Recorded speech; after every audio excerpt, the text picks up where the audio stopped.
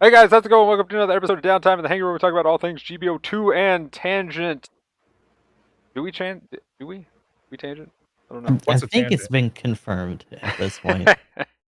But today I'm joined by Gustav the 13th Yep. and Gaming Emblem. Howdy, howdy. So, real quick, I will say this much, and we'll be talking about it more in detail later. But the next episode right now will be either the 23rd or the 30th. Yes. So yeah, we'll talk about it more later. But anyway, guys, We're how was your? consolidating, bitches. Wah. But yeah, how was your guys' past week? Was one good? Magnum, sorry, I'm consolidating makes me say you need to get a podcast overlay that says "Pardon our progress." Yes.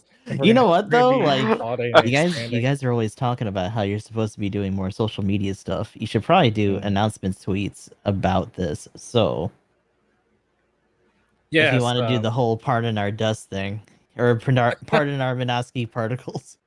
yeah, there you go. Ugh, Morosky particles all over the place right now. We're fixing it up. Well, Ugh. Can't radar a thing. That's a good point, though, Gustav. Well, I'll make sure to post it onto my OnlyFans and my Farmers, whatever. I forgot to name. What was the rest of it? Shit. My Farmers social media page. Everyone in chat saying like, I tried to roll for Jeda, feels bad, man. Me no get it. Ouchie's like, I sold my soul and still didn't get it. Yeah. Dude, Ouchie sells his soul every week, man. Ouchie, That's power gotta to be you, taxing. That shit's Yeah. nutty. Less people need Jeda. I've been hearing a lot of that. Like I've been hearing a lot of gotcha hell, and just not even just this game, but the past few days has just been like, I've welled and failed. I'm like, oof. Oh well, the world. But yeah, Gustav, how was your past week? What's been going on? It's been going all right. Thankfully, even though we had some torrential storms, we did not get flooded again. I feel like we're constantly dodging bullets, and then other places are just like, "Oh my god!" and get nailed really bad. But so far so good. Still just trying to hang out here. Trying to actually start collecting data between practices for GS3, just so that we can see what kind of teams and setups we can do.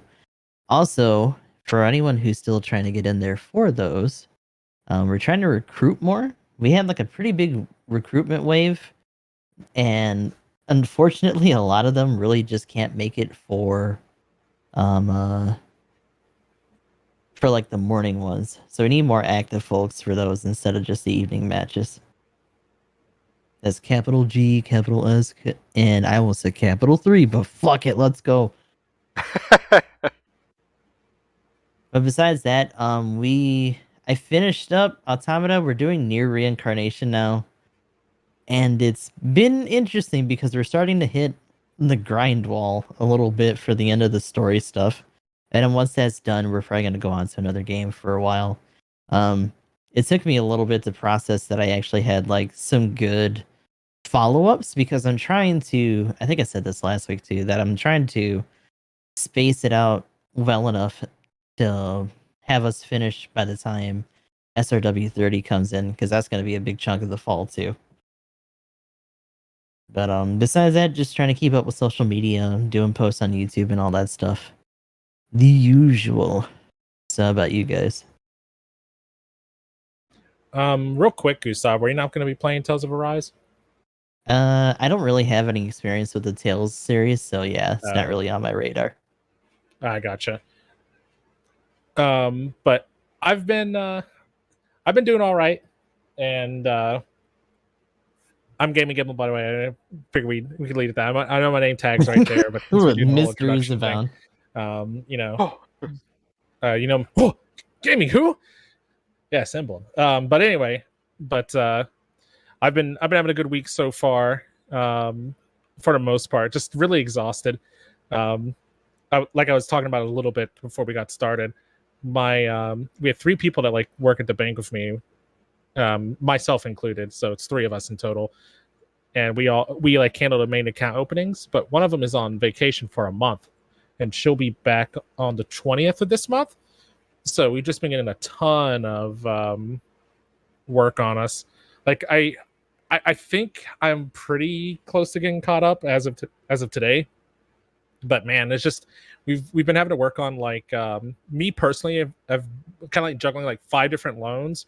We have a bunch of people who are getting accounts updated, like businesses and stuff. And it's just like whenever I would be working on something, somebody would walk in and want to do like a notary or open an account or something like that. So it's my brain's in like all these different places, and then when I'm getting into something, somebody walks in and pulls me away. So it's not like physically exhausting; it's just mentally exhausting. It's when I'm done, I'm like, oh shit, what was I working on? It's like, wait, because of all these things that like we've got out working and doing stuff with, and it's just a lot. But the 2 of us that are left are kind of just struggling to keep up, being a man down. Do And he's you just not guys too still have bad. those dudes protesting outside of the place, or? No, that was a one night only thing. Okay, good. Yeah. God damn. Yeah, that was just when the county pretty much said that they were going to be going back to mask mandate. Everybody got out in force and was doing it, but it was literally that one night. That'd be rough if I had to walk past that every morning. They can do them or whatever, but like we got to get to work. It's like when you have on cartoons and people like doing like labor protest outside, and then like Futurama and Bender like it's like, yeah, screw those guys, and like fucking clocks in or whatever. Right. Yeah. Oh my like God. me going to work. But yeah, so because of that, like yesterday, before Gustav was asking what happened, I got home and was just like, I can't do it, guys, and just went to sleep. It was good. Very nice. Nothing good, like though. Yeah, for sure. It just kind of sucks because I've been missing a lot of days, but I've been pretty exhausted all week so far. And to top it off, my parents are coming into town tomorrow. Oh, good. Family things. Yeah. On top of everything else. Yeah, so we just got a lot. There's a lot going on this month. But the cool thing is, though, we're going to be going to the Washington State Fair, and we got tickets. They gave us, some of our customers gave us free tickets at the bank. And there's going to be a concert at the fair with Salt and Peppa and Sir Mix-a-Lot. Wow. Yeah, that's pretty. Yeah, we like big butts. Oh, still out there not doing go their too thing. far into it. Yeah. I don't want to get our video copyright flagged by starting to can't starting go to jam ham or and anything. just get a DNC. Like, oh shit. What? I hate ad revenue when I cannot. Anyway, but so far, besides all of that, it's pretty good. I'm ready for Tales of Arise to come out so I can no life it. So that'll be fun. Cool. Yeah, then I've been pretty much lost in Tarkov for the most part, and enjoying some of the Genshin stuff. I got the new character that just came out. Probably just gonna play through the story, yeah, and like best lightning character pretty much. So it's just she replaced every lightning character I've got now. So it's just like, oh, well, okay, now I gotta level her up. all those resources you put into the other ones is like, yeah, it's like so much for all that. Goodbye, Faisal, and goodbye, literally everybody else. So I creep. But at this point though, it's just like a crazy character. Apparently, the spear you can get for free. That's right now apparently best in slots. So I'm gonna go get that. You got to go fishing, I guess. So I'm gonna try the story probably tomorrow, and I was gonna do that today, but kind of got started a little late. And but yeah, it's just one of those things like a lot of games, and also having a PC that can just play everything now on max settings. Path of Exile feels just amazing to play. So like, yeah, just too many games, and it feels good. Yeah, definitely not a bad problem to have. Gundam wise though, starting to try to figure out how to do the what is it, the like new character playthrough, whatever I'm going to call it. But anyway, but yeah, No, again, free to win or whatever. yeah, well, that kind of thing. Yeah, we'll talk about that too here later. But I'm Mhm. thinking about doing that character, or I might just use the first one as an example, depending on, I don't know. Well, I'm actually curious what you guys have to say about it, because I am going to talk about that when we get to the state of the game kind of thing. But yeah, pretty much just doing dailies in Phantasy Star, and that's about it now. I think I'm kind of giving up on finishing out my other character to level 20. I am curious to see how long it would take, like just the numbers. But like it's one of those things that I'm like, yeah, if I wanted to right now, I probably could speed run in one day like a character to 20 easy. Just because I wasn't like on a fresh account, because I didn't have any gear from boxes, I didn't have any money from boxes, like there was hardly anything. So yeah, that'll be pretty cool. But just trying to do dailies, trying to play games, and not get completely sucked in by Tarkov. But I think that's already mission failed. It might be too late. Oh, Yeah. no. Yeah. So probably gonna be doing you that. actually escaped from Tarkov when you stopped playing it, right? That's the real escape. That's the real escape when you Uninstall. You win. Like, oh, we did it. you barely win when you close the game down. No, but yeah, it's pretty cool. I will say there's only one thing about Tarkov that I don't like. Speaking of like free to win, obviously it's not a free to play game, but you pretty much for like double or triple ish the base price of the game is you get like double your space and storage and some other stuff, and it's like, well, Yeah, I saw that. you can technically end up with the same stuff if you just play the game. So it's one of those get good and then it doesn't actually matter, because you can kind of achieve, from what I can tell, like I'm at the point to where I'm at, I think about that point, and then once you get to the end of like one quest, I think you get the same box essentially or something. So I think So I'm like bust your balls for the time spent. yeah, so it's like, it's not like they're just getting straight really good weapons, but by gaining all that space, you got a lot more stuff you can just sell and Yeah. eat through. And it's a whole lot quicker. There's no, inventory Tetris that takes like 30 minutes. Just raw salvage. Yeah. So then you can just like eat it all and then figure it out later kind of thing a lot faster. Mm. But, so, a little bit of the It's pay a to little win kind of things. PSO2 kind of, where you're just kind of paying for a convenience. Yeah, pretty much. It's kind of like that. But like, which honestly, I didn't know PSO2 was actually so like free to play friendly.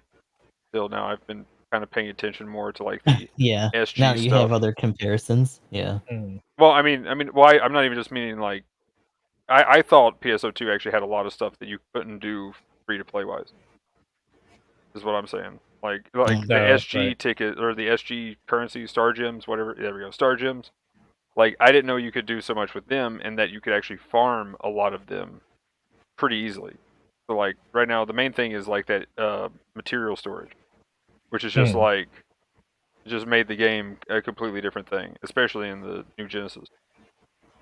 So, like, being able to actually get storage from Star Gems is like, oh, well, this is so much better. Okay, I didn't know I could do this. Like, the game never told me I could get all this extra inventory space just by playing the game a little bit more. My bad. What a pleasant surprise. Yeah. So, and they do give out quite a bit of them anyway, so that definitely is help. But apparently you can get like 3,000 by yourself like a week or something like that. So, so yeah, now that I've actually learned more about the game, it's like, oh, okay, well then it's not so bad. But I will say the skill tree stuff in that game kind of still irks me, but yeah. But anyway, Gundam things. Let's go ahead and hop into what we think about the new suit. This sure is a Gundam podcast. Yeah, no tangents here. The cast is a Gundam, right? There we go. But yeah, the Jeda. Yeah. Jeda. Jeda. What do we think? It's kind of been, it's a pain in the ass to get, tell you that much, just because it's another 2-star.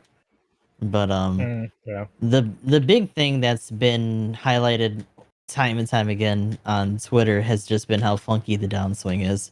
In fact, they talked. They actually tweeted one of the staff that was talking about it on Twitter, and he's like, "I will look into this," and it's like, I don't know how long that's gonna take, but like we're What just does the fresh off of downswing those look like? adjustments. What does the downswing look like? So it's very stamina-ish in presentation, except Mhm. that instead of it being that the slash comes out late and it only counts the blade as opposed to it counting like you moving forward like the VD, Mhm. it's like a really oblong thrust instead, because the blade reaches out really far, and that's all Mhm. hitbox, but only once it flicks out to a certain point. So Mhm. there's a lot of videos of it just like you're literally dug into somebody and you're intersecting with their body and shit, and it's just not actually hitting them at all. Yeah, I'm trying to find Interesting. a clip right now to bring up on the podcast, but I know Hikaru JP was looking JP at one. Twitter's been all over it. Yeah, trying to find one real quick. Yeah, because I remember seeing the downswing in the video, but I like the little intro video they did for it. Yeah, That's interesting. So the hitbox is just really janky. yeah. Gotcha. Okay. So you can't really approach from like just like dead center or from the front. It's got to be like out to the right and forward. Wow, you have to Gilgoo swing with your downswing, Yeah, pretty much. Interesting. which also Yeah, Only means that you have sounds to worse. a have little a rough. certain amount of spacing on something that's an advancing downswing. Mm-hmm. Yeah, you have to be a master of trig in order to connect with a So it downswing essentially in the means you Jeda. either have to practice and like really get that shit down right away, or just telegraph yourself super hard and go in for raws. Because like doing that impromptu is going to be really hard. Well, it's a counter. If the hitbox is janky, it means the counterbox is janky too, right? You Right? would hope, probably not. Actually, that's something that I haven't seen people test. But you know what? Technically, if it's not making contact with the hitboxes easily, it might actually be hard to counter. Which still leaves you in a bad spot because you can't just downswing again. But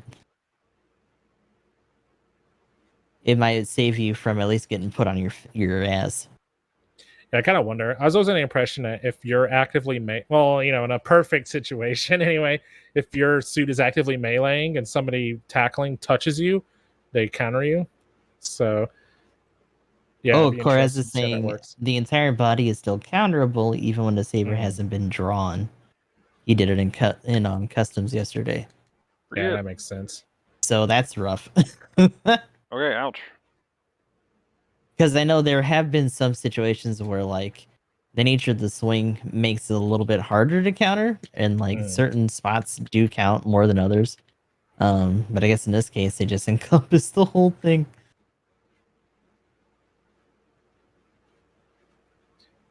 Also, on an off note thing, well, I think Magnum's looking at something. Yeah, I'm A trying to lot find of it. these, a lot of these banners have been making some like pay references.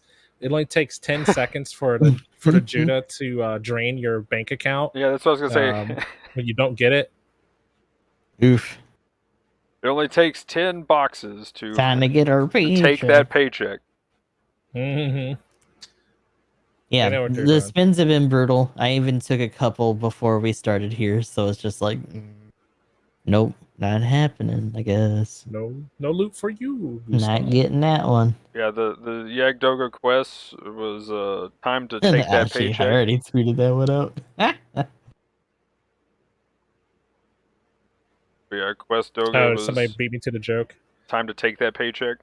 Mm-hmm. It's taking all of our money, and they're not even like hiding it anymore. It's just like in the banner. Like, damn, okay. Trying to get that bread, Get BB wrecked. Studios. The next banner is gonna say, "Please enter in the back the security code here, please." That special number on the back. Okay, I guess I'm just But bad anyway. at navigating the tweeters, but Oof. I haven't found one. Oh wait, there we go. I finally found Oh. one. Here it is. Oh. Yeah, the one right here. Oh, that's I wow. retweeted a couple too. If you want to like look at the timeline of mine. Okay, well here I found the one literally. Emblem, I don't know if you have this. Well, here I can link this to you as well. Here, I'll look. Or if you did you get the podcast or do you get my stream up, brother? That's a survey.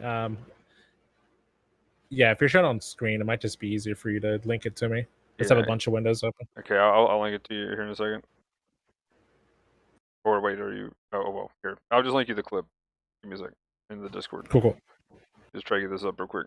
But yeah, this is ridiculous. It's a gun cannon and the practice thing, and it's against the wall, and this is worse than the a Freet Schneid swinging through Would something. say just adjusted. Like,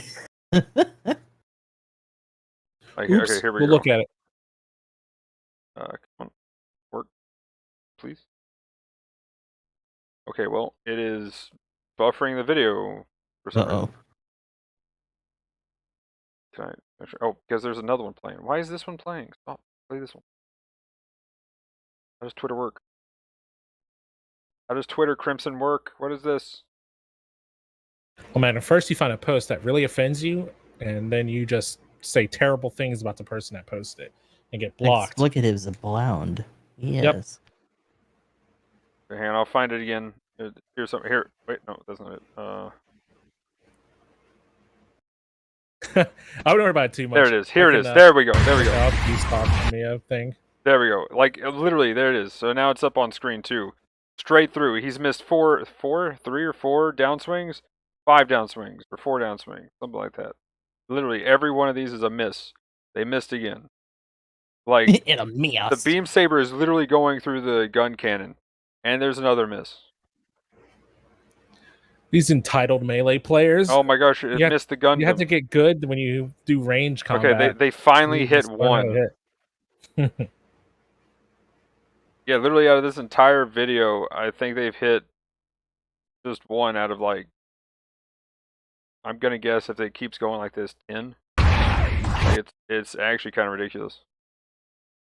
There we go. Show thread. Anyway.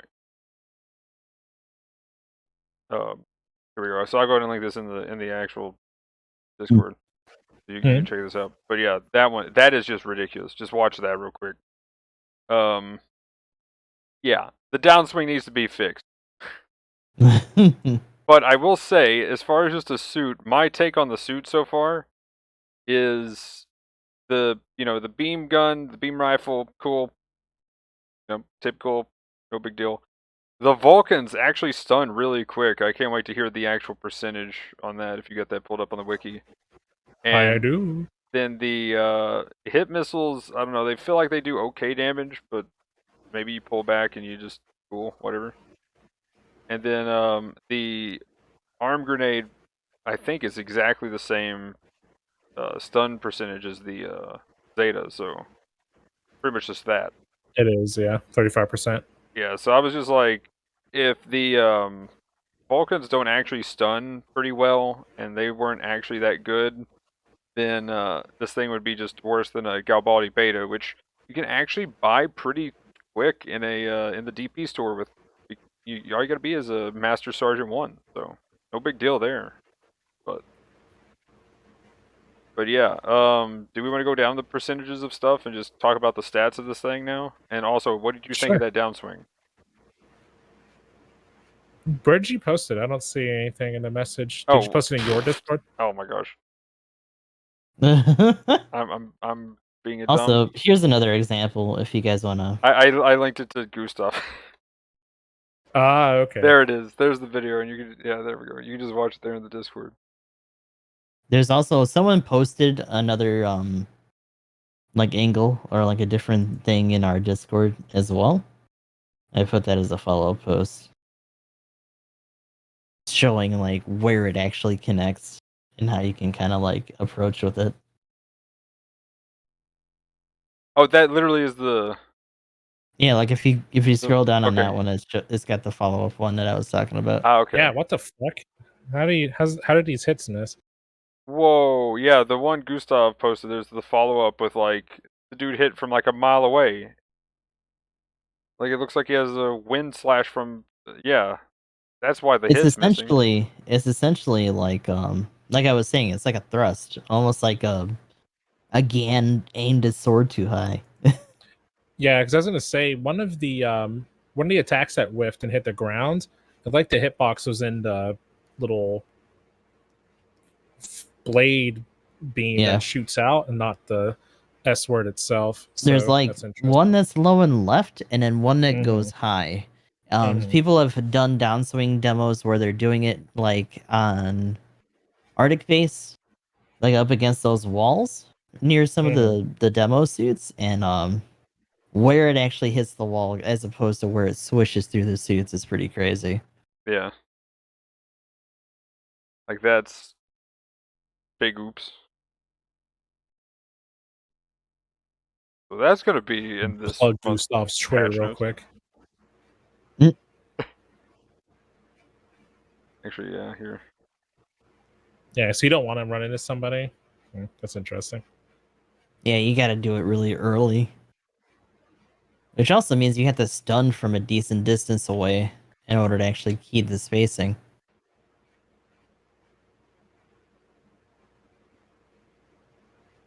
So let's see. The other than that though, other than the weird sword bug, because that's no way that's meant to be kind of thing. Yeah, so it's funky as hell, but like statistically, if you're looking at the level 2 versus the level 1 um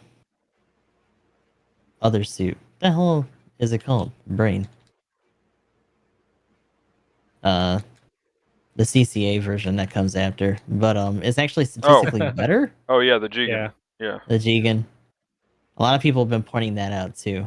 I mean, lore-wise though, that I guess makes This is a sense. prototype suit that has like a lot more kit as opposed to like the finalized like basic version that they got from that and like the prototype Stark. Yeah, the So it the makes reason. sense, but it's also just funny from like a game perspective because of like the base cost versus the overall stats. Yeah. And it also has like a nicer range kit. The grenades are just propelled now as opposed to you having to toss them like a weirdo. The gun's stronger. And despite the weird melee, that's also stronger too. So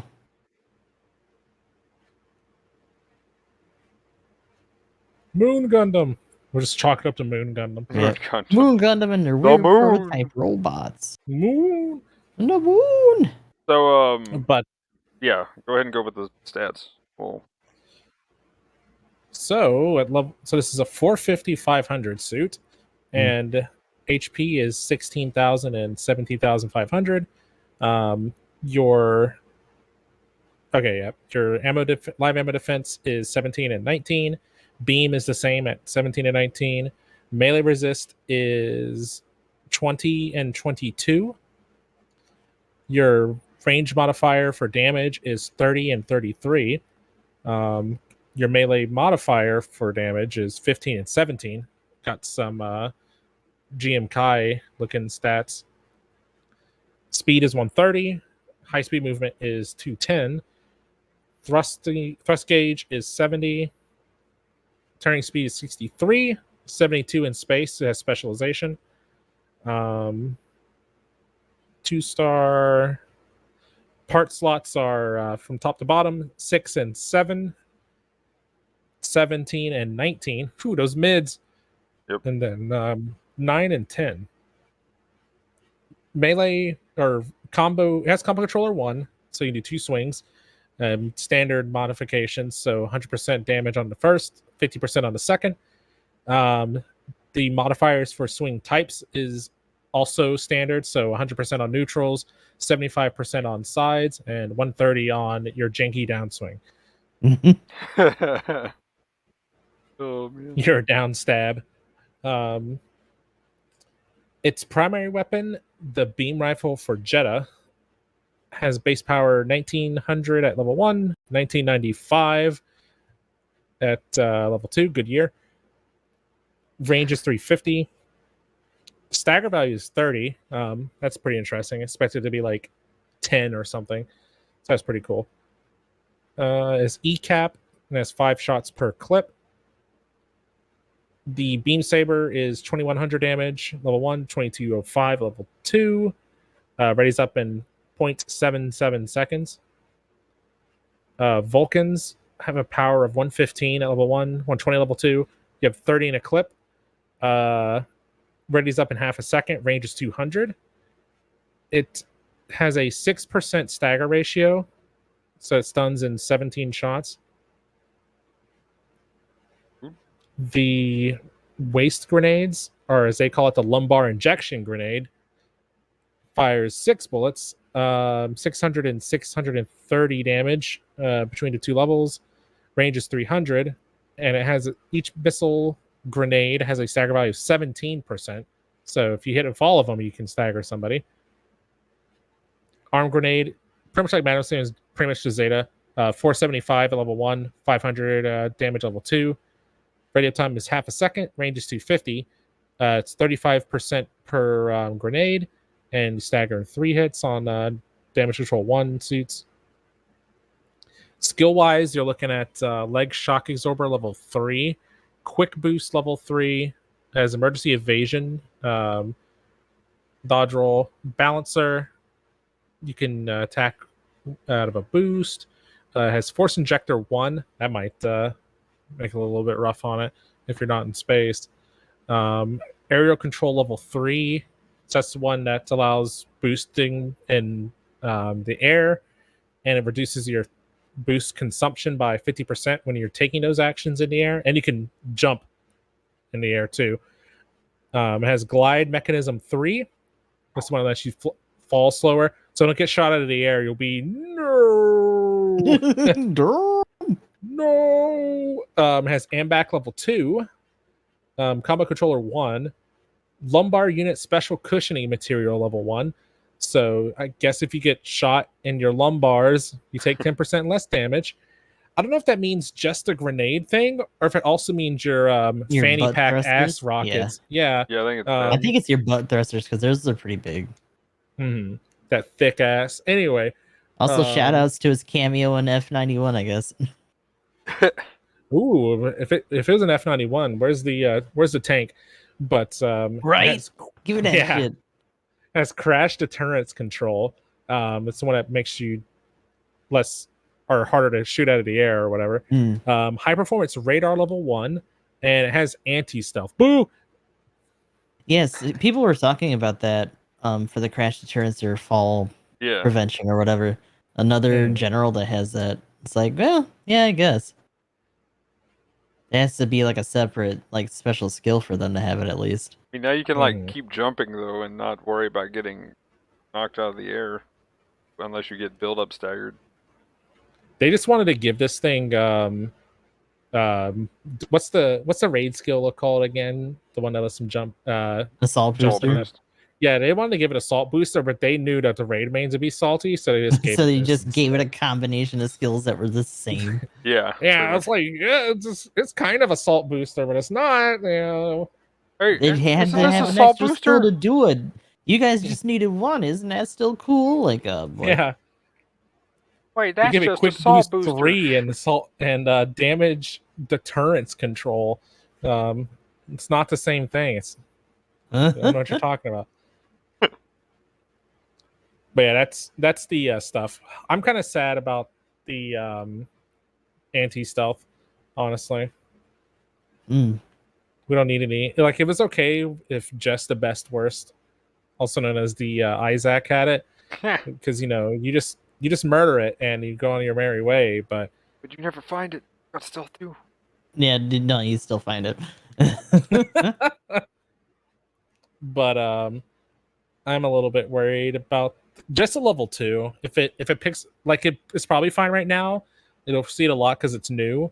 But as a person that likes to be a sneaky boy in my normal Nightseeker V, I ain't got time for sweaty Jedas to be flailing at me if they're goofy down swings. I'm coming for you, bitch. Stun, miss. Oh shit! Like, oh my womo. Suddenly, you're like several of them come down swinging around the corner, like, oh god damn! No. And nobody gets hit at all because they all have terrible downswings. They just like hit each other at the tip, like, oh. Oh, so it looks fine. They just hit each other at the tip, so they're all like standing a screen away from each other now. Yeah. They're doing, you know how they have those guards that put like their swords up and like let people through and shit. It's just that, like, how did we do that? Oh, I have a royal guard. So I You can just kill go your in between them. support. Thank you. Pardon me. Oh, thank you. The generals finally respect me. Yes. But once they fix the hitbox, I could see the suit getting some play. Oh, yeah. It'll force me to play the other Strong Knight Seeker instead. Oh, the space boy. Yeah. Yeah. Like, fuck Create it, my I'm here. instance, huh? Bring it. Mm-hmm. All right, you guys gonna see me anyway. I'm just gonna murder everybody now. Yeah, But not having played against it and only looking at it on paper, the suit seems fine.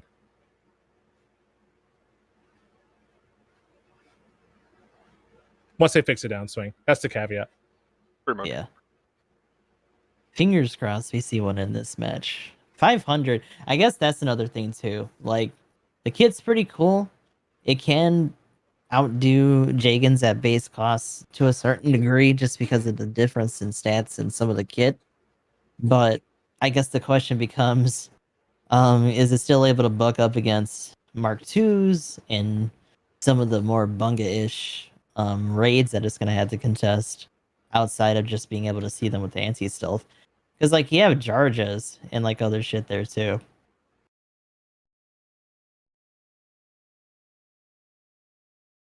And now that Moon Gundam's coming in, we'll have support charges. Oh, God. Point, too. Yeah! Oh, yeah, I saw you linking that other one. The RS. Yeah. Dude, the RS, I want it so bad. That'd be cool. Let's go. Let's do it. I want to see it. But I'm kind of thinking the beta is I guess its main competitor at 450 as far as like another general. If you're gonna pick one over the other. Out which- priorities. Yeah, Quick that's stuns. Actually has a good downswing. yeah. The priority is a big deal.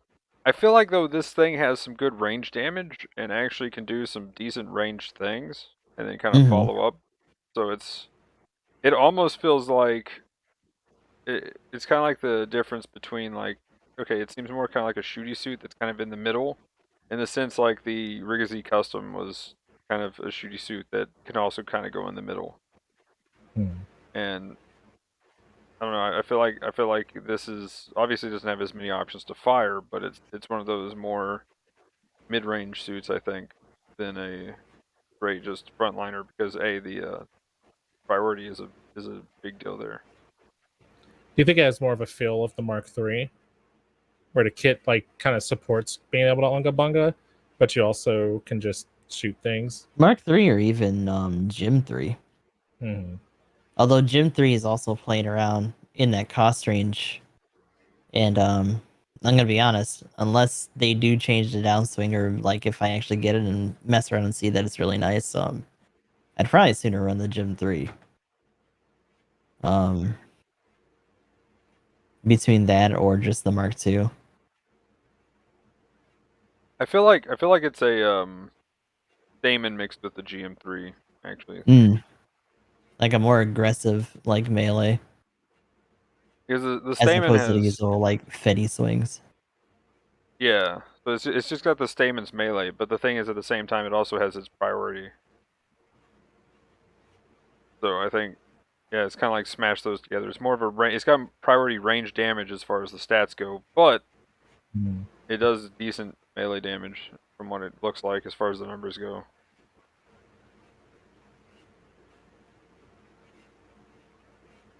But any other thoughts or anything with the Jeda itself? Don't roll for it. It'll make it harder for me to do sneaky things. 500. If it's something that you've been waiting for, especially from the tactical crowd who likes like the Jesta, the Jagan, and all that shit, like this is probably a no-brainer for them. They definitely will adjust it at some point. They've done it for other suits. They literally just recently did it for the Schneid, so it's like it'd be kind of weird if they just skip this one after people have been like directly talking to them about it on Twitter and shit. So everything else about the suit's really cool. Just be kind of careful about your spacing with the downswings for now, and You know, if you're into those kind of suits, this is a good one. At least with the Schneid, it kind of made sense where it was hitting. I mean, it was like literally just straight the hitbox of those daggers. Although you should have had the Yeah, momentum to it's knock one of those somebody video over. game things, though, right? Where it's just Yeah. like you can't always be that precise. Huh? Yeah, where this though, it just feels like the hitbox is just wrong, like somewhere out, and they just literally Like missed it. y'all looked up. Get out of my way. I feel like we could see a fix to that like next week or the week after even, because this just seems like a straight bug, or this could be a hot fix kind of thing, Yeah. I mean, they did it for other raids and other suits quickly enough. Yeah. Fucking So Bolin Oak. Literally, like, Whoops. night of. And That this was they just supposed to let be slide. super fucking strong, or stronger than it was already. that was big stat. But yeah, we can go ahead and get into the patch notes, I guess, if we have nothing else for the Jeda itself. Sadly, none of us got it, so can't really show it Can't off. really showcase it. But I tried spending extra today to yeah, try to get it too, but like it's another 2-star suit. It's already inundated with a bunch of stuff. That category is really saturated right now. the funny thing is, trying Yeah. to spin for it, I got like 2 or 3 3-stars. So I'm like, what? Yeah. Like I got a fucking Methus Kai and a couple other things. I was like, oh, well, okay. I got the level 4 Alex Gundam on Gus. Hey, So now I have all of them. Nice. I rolled for like 10 new Gundams while I was trying to get to Jeda. What's going on here? Oh my god, like I got another Salzabi. What's going on here? Man, now it's maxed out in the hangar. What's going on? oh no. Welcome to Maxed Out in a Hangar. How the hell did this happen? Gustav, when we're supposed to tell him the name of the new podcast. oh. Oh no. It was later. There we go. But yeah, so we talked about the suit. Moving on, we got the hang on, let me change the category words here. Okay, there we go. Anyway, here we go. Main important thing. We're on the normal suit now, which we've already got. It's this one again. Yeah, fucking Eddie, whatever the hell again. So yeah. We got this normal suit again. Cool. Now the real banner that I was excited about. The Zaku 3 Kai, let's go, dude. Level 2. It's finally here. The thing they should have had in the beginning. Existed, yeah. Why didn't it? They were scared. They're scared of its power. For real though. For sure.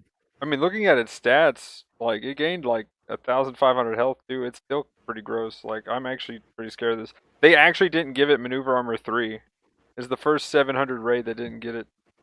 That's a bummer. That's what I'm saying. Which is funny because it still doesn't even have like a roll. And like they didn't even give it extra MA, but like it's got the bonsai power, right? Yeah, did that go up in Did damage? that rush down freaking? Does that scale up? I don't know if it would scale up. Would it? Did they bump up the skill? Because the level didn't go up. I don't think the damage. Oh, okay, yeah, Yeah. that makes sense. Yeah, okay. Well, then that skill kind of just got worse in that case. Less, more HP. Well, it's something that's new and unique to that cost, unless they're doing under cost runs, which plenty of people have, but still neat.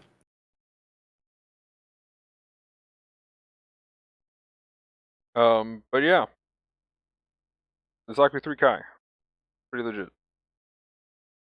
Get your GBO days. Go get it. Free suits. Oh yeah. And yeah, from what I can tell, it's still 5,000 damage. Yeah. But ticket shop, really hype ticket shop stuff. I actually got the GBO2 Beam Bazooka level 3 in my free box today. So that was hype. But then there's the GBO1 level 3. Definitely not worth like the 475 tickets or whatever it was. Pretty thick. Holy crap. Price there. But if you want something that is worth the ticket price, the Palace Athene level 1 and 2. That is one of my new favorite supports. Like now that I've been playing it, I did not know that it had stabilizer. This entire time I haven't been really like until I got the level 1. here when it from the platinum metal. Hmm. Like I didn't know that it had stabilizer. And yeah, that The thing. more you know. I just thought it had damage Anti-blast control stuff is- too. So yeah, it's just gross. It has like pretty much can't stun the thing if it's crouched. Oh, I thought you were talking about anti-blast. You're talking about the one where it's the stagger resistance in crouch mode. Yeah, your crouch Oh, maneuver okay. armor kind of thing. But Yeah, like, that's a nice skill for sure. Catches you off guard.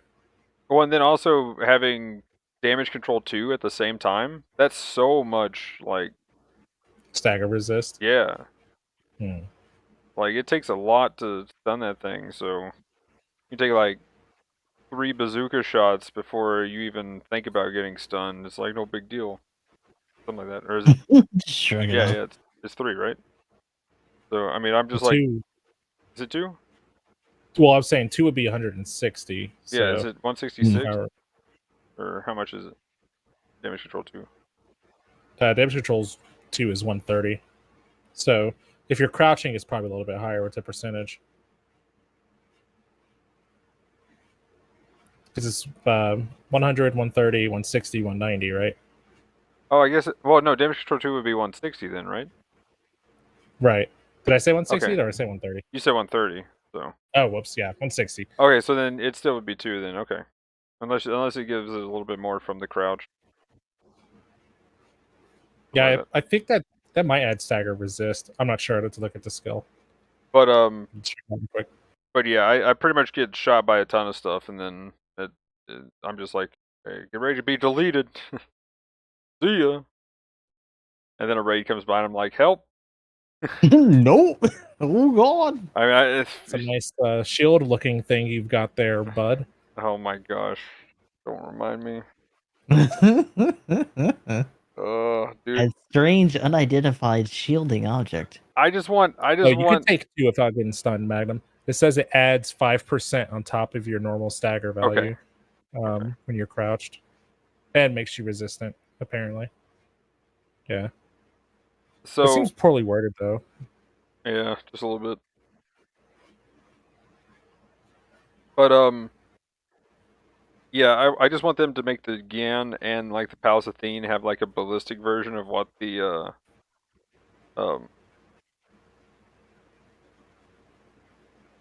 Doga has. I had to think about what it was there for a second. Like while you're firing the needle missiles, like you have like stun prevention or something.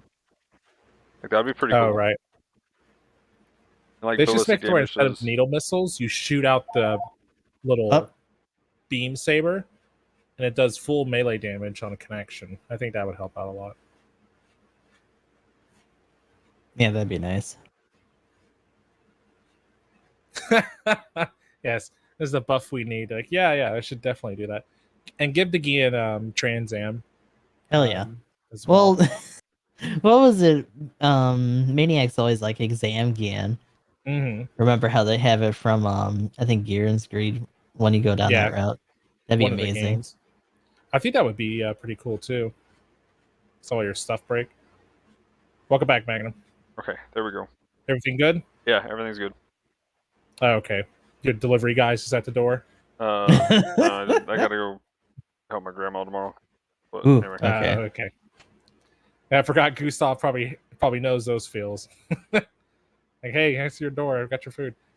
Yeah, it's like, dude, you're supposed to just leave it on the porch. What the fuck? Too real. Every now and then I order pizza from the Pizza Hut nearby, and I always do contactless delivery. Mhm. And there's this one older guy that works there that does the deliveries, and like all the younger guys will just leave it and go. But whenever he drops it off, like he'll knock at the door, and I can always tell he's like pizza, and he'll just be sitting there waiting for me. I was like, all right, bro, yeah, whatever, man. Okay, give me the pizza. Get the hell away from your thumbs Give down me my your ass. pizza. What's wrong with you? You know that guy's It's funny fine. because it's Whatever. like young or old. I've had like both do it. At first, I was like that too. I was like, oh, maybe it's just the older guys don't get it. But it's like, nah, young ass dudes buzzing my door and trying to leave it because they see that it's contactless And they're like, oh, well, I can't get in there. It's like, well, the description tells you to put it over on the patio with the literal address bar over it. Mm-hmm. And you're still buzzing and getting in, and then like wait at the door expecting me to answer it. I'm like, that's not how this works. Nope. How any of this works. It's like those guys at retail places who can't help but like open packages to feel all the shit inside. I actually had a lady look at me like she was a fucking addict. Like, can I open it? No. Do you mean like they took stuff off the shelf and were opening it and feeling it, or like No, you like got you know a how UPS certain package? people look at stuff in retail Mhm.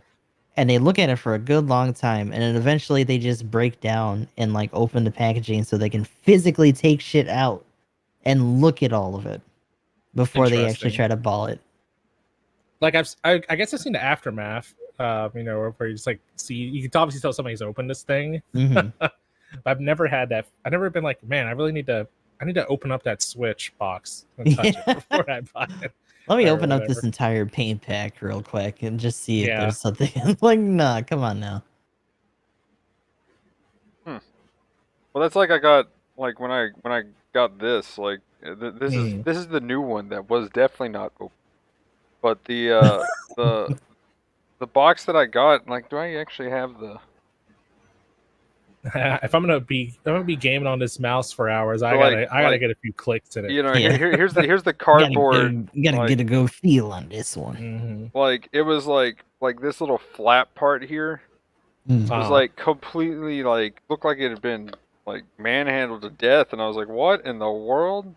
Like, and then like it was already put in a little like baggy, and the instead of being the wire being nice tied up and everything, and It was all loose. having like the cap over it, it was not, and like over the USB. It just sounds like you bought accessories from GameStop to me. What's the problem? Yeah, right.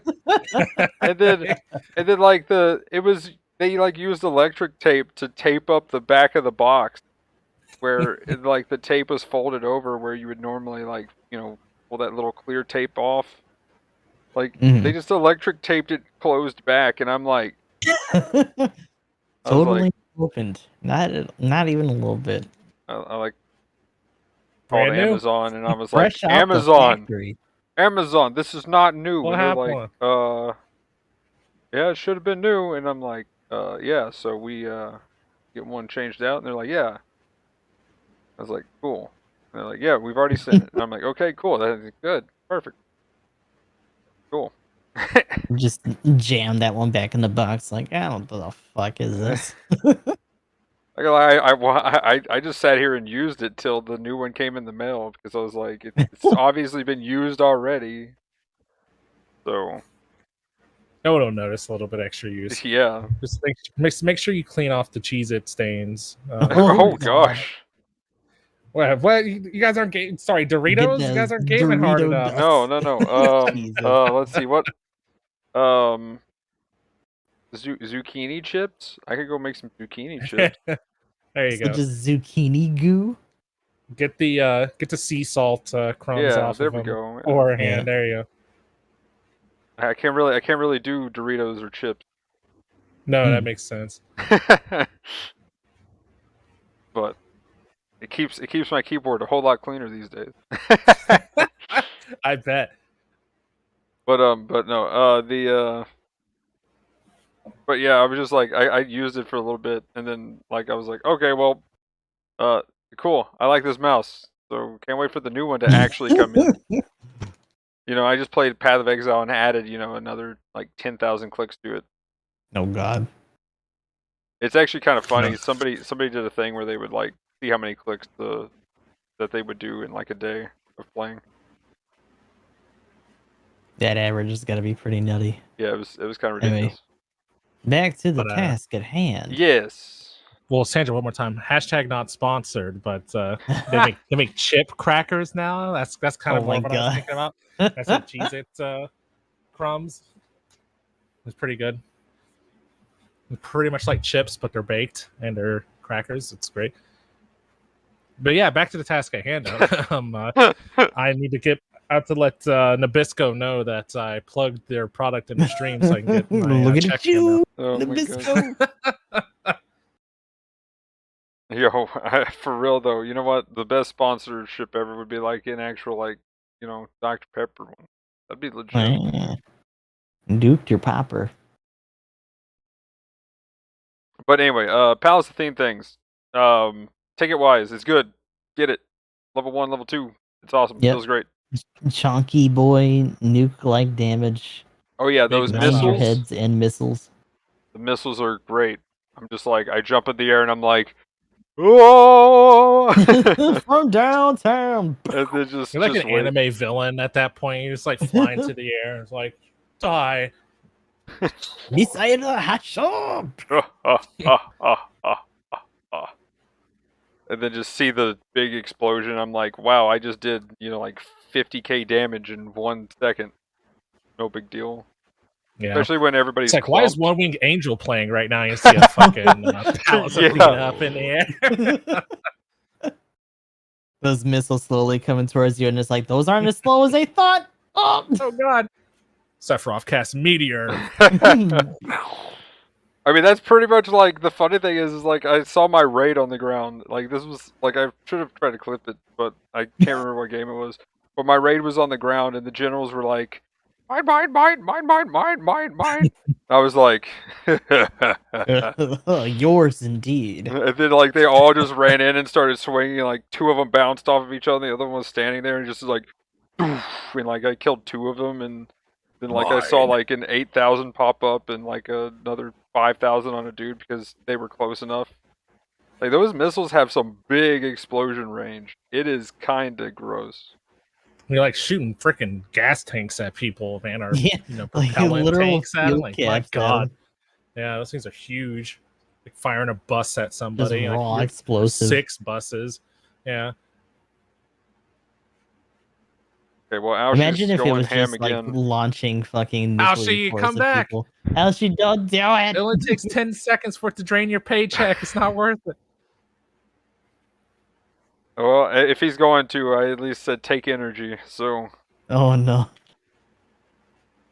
Yeah, Alshi, you can take my energy too. Just don't take my paycheck. take my RNG.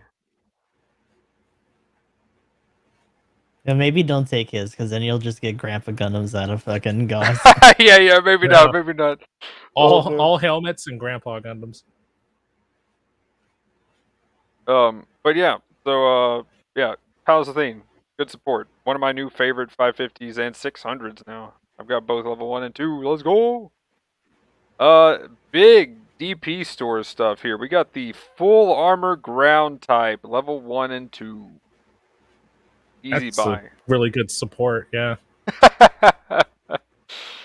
Yeah, the general that is really good support is it's good. It's amazing.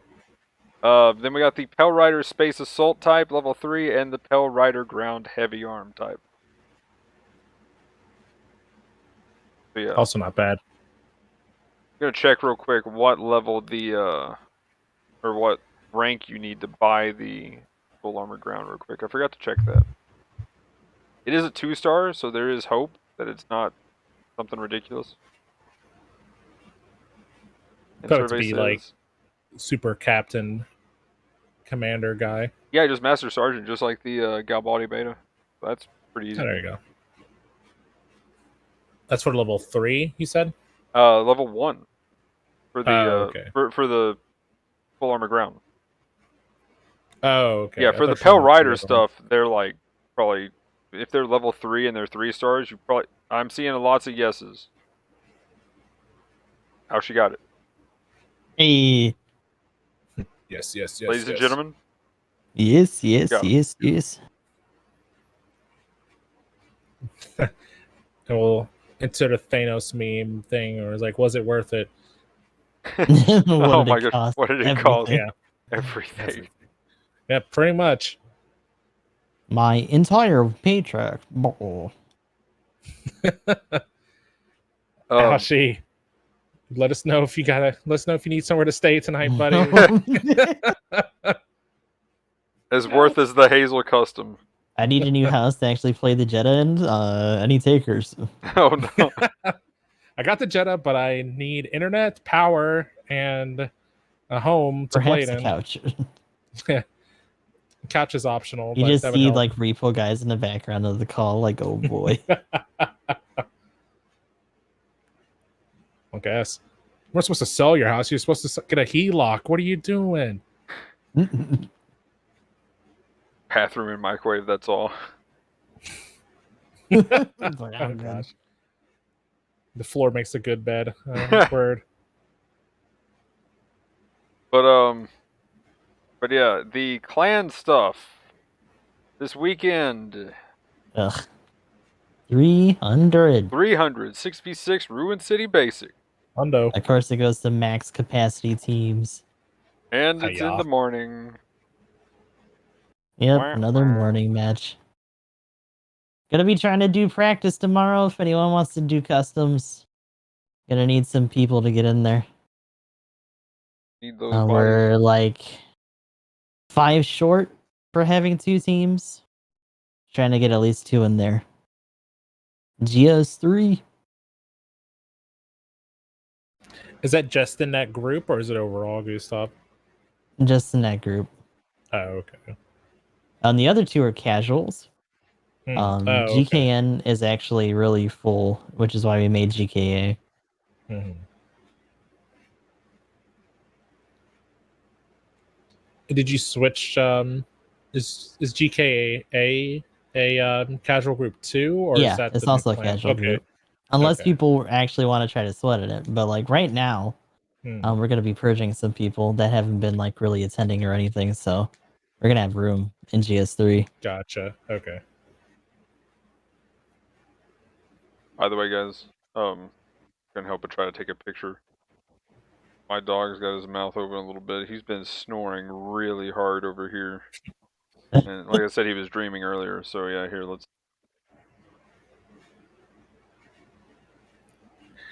Instagram.com/EG_Magnum. Yeah, right. I need to be putting that there. Doggo. Yeah. Magnum, there you go. There's your Instagram dog pics. Go. Right. I mean, if you to be real though, like just get some tags in there. Start pulling people and be like, oh, by the way, I play video games. Yeah, I also add have a your really bot. cute. Look at this dog. Yeah, add your bot to the Twitch chat and just have like a dog emoji and just have say Instagram.com/EG_Magnum. Gotta get that dog cam set up. No, for real though, that is the plan. Once I get everything moved, I'm gonna have his bed and then a camera. Yeah, dog cam. Half the time he'll be bugging me though, being like, I was gonna say "Time he's gonna for come bed." at you for bed. Like He's like, "This bed's nice, but time to go in here." Doggo needs Magnum to go to bed so he can stream. That makes sense. Just hogging a computer. you're fucking up my bit rate, man. Oh, that's oh my gosh! Either upgrade the internet or go to bed. Preferably the latter. You need to sleep. That's why he's been wanting me to go in there and go to bed. He just lays there and then he gets up and then he plays while I'm asleep. Okay. I see. Yeah, your dog's like level 40 in Escape for Tarkov, Magnum. Yeah, that's why. That's why. That's how I go up in rating when I'm off stream. Just stands in the same kind like, man, been grinding out here. But All right, back to podcast stuff. I yes, guess. yes. Clan stuff. The new suit. This GM2 Striker Semi. I still kind of want it.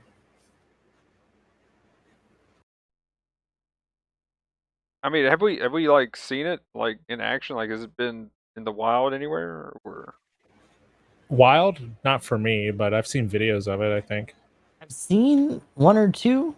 I feel like they die so fast that I don't actually get to see them do anything. Oof. Raid life.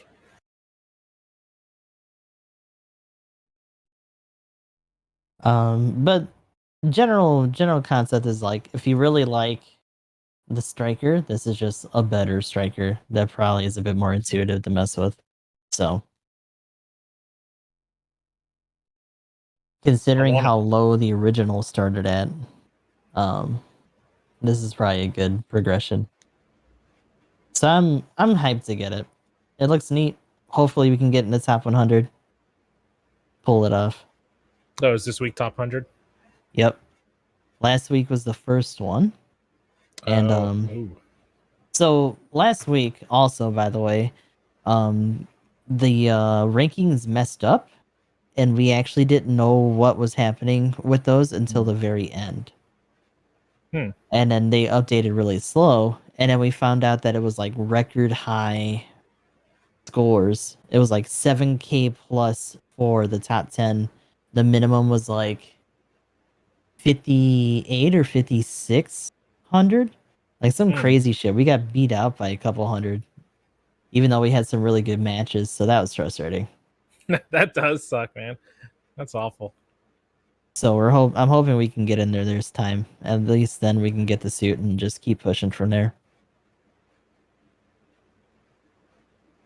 Other than the suit, though, if you make top 100, you get the world. I don't actually know what it is, but I had to say it just because it's just this big blue sphere. Oh, it's literally called Sphere Frame Blue. Also, Okay. Magnum, is Discord coming through your speakers? Because like I can hear myself. I'm not noticing anything weird on Magnum's end. Hmm. Um, Hold on. No. I will say when you talk, I don't see any like activity on Magnum's end. I don't have my speakers on. I was making sure just in case it wasn't coming through something here, but it doesn't seem like it. Oh well. You can just mess with it later. I just noticed that earlier. Do you have like any test volume on or anything? Monitoring, but it's also just through the stream itself. Like I can hear that, but this is like a second one. Kind of like how you can sometimes hear yourself in like phone calls. Oh, okay. Sure, right. Anyway, moving on. Moving Yeah. on. Who knows? Yeah. As long as we're hearing other people's Discord calls. Oh my god. So let's see. Let's go ahead and get into the state of the game. It sure is a game.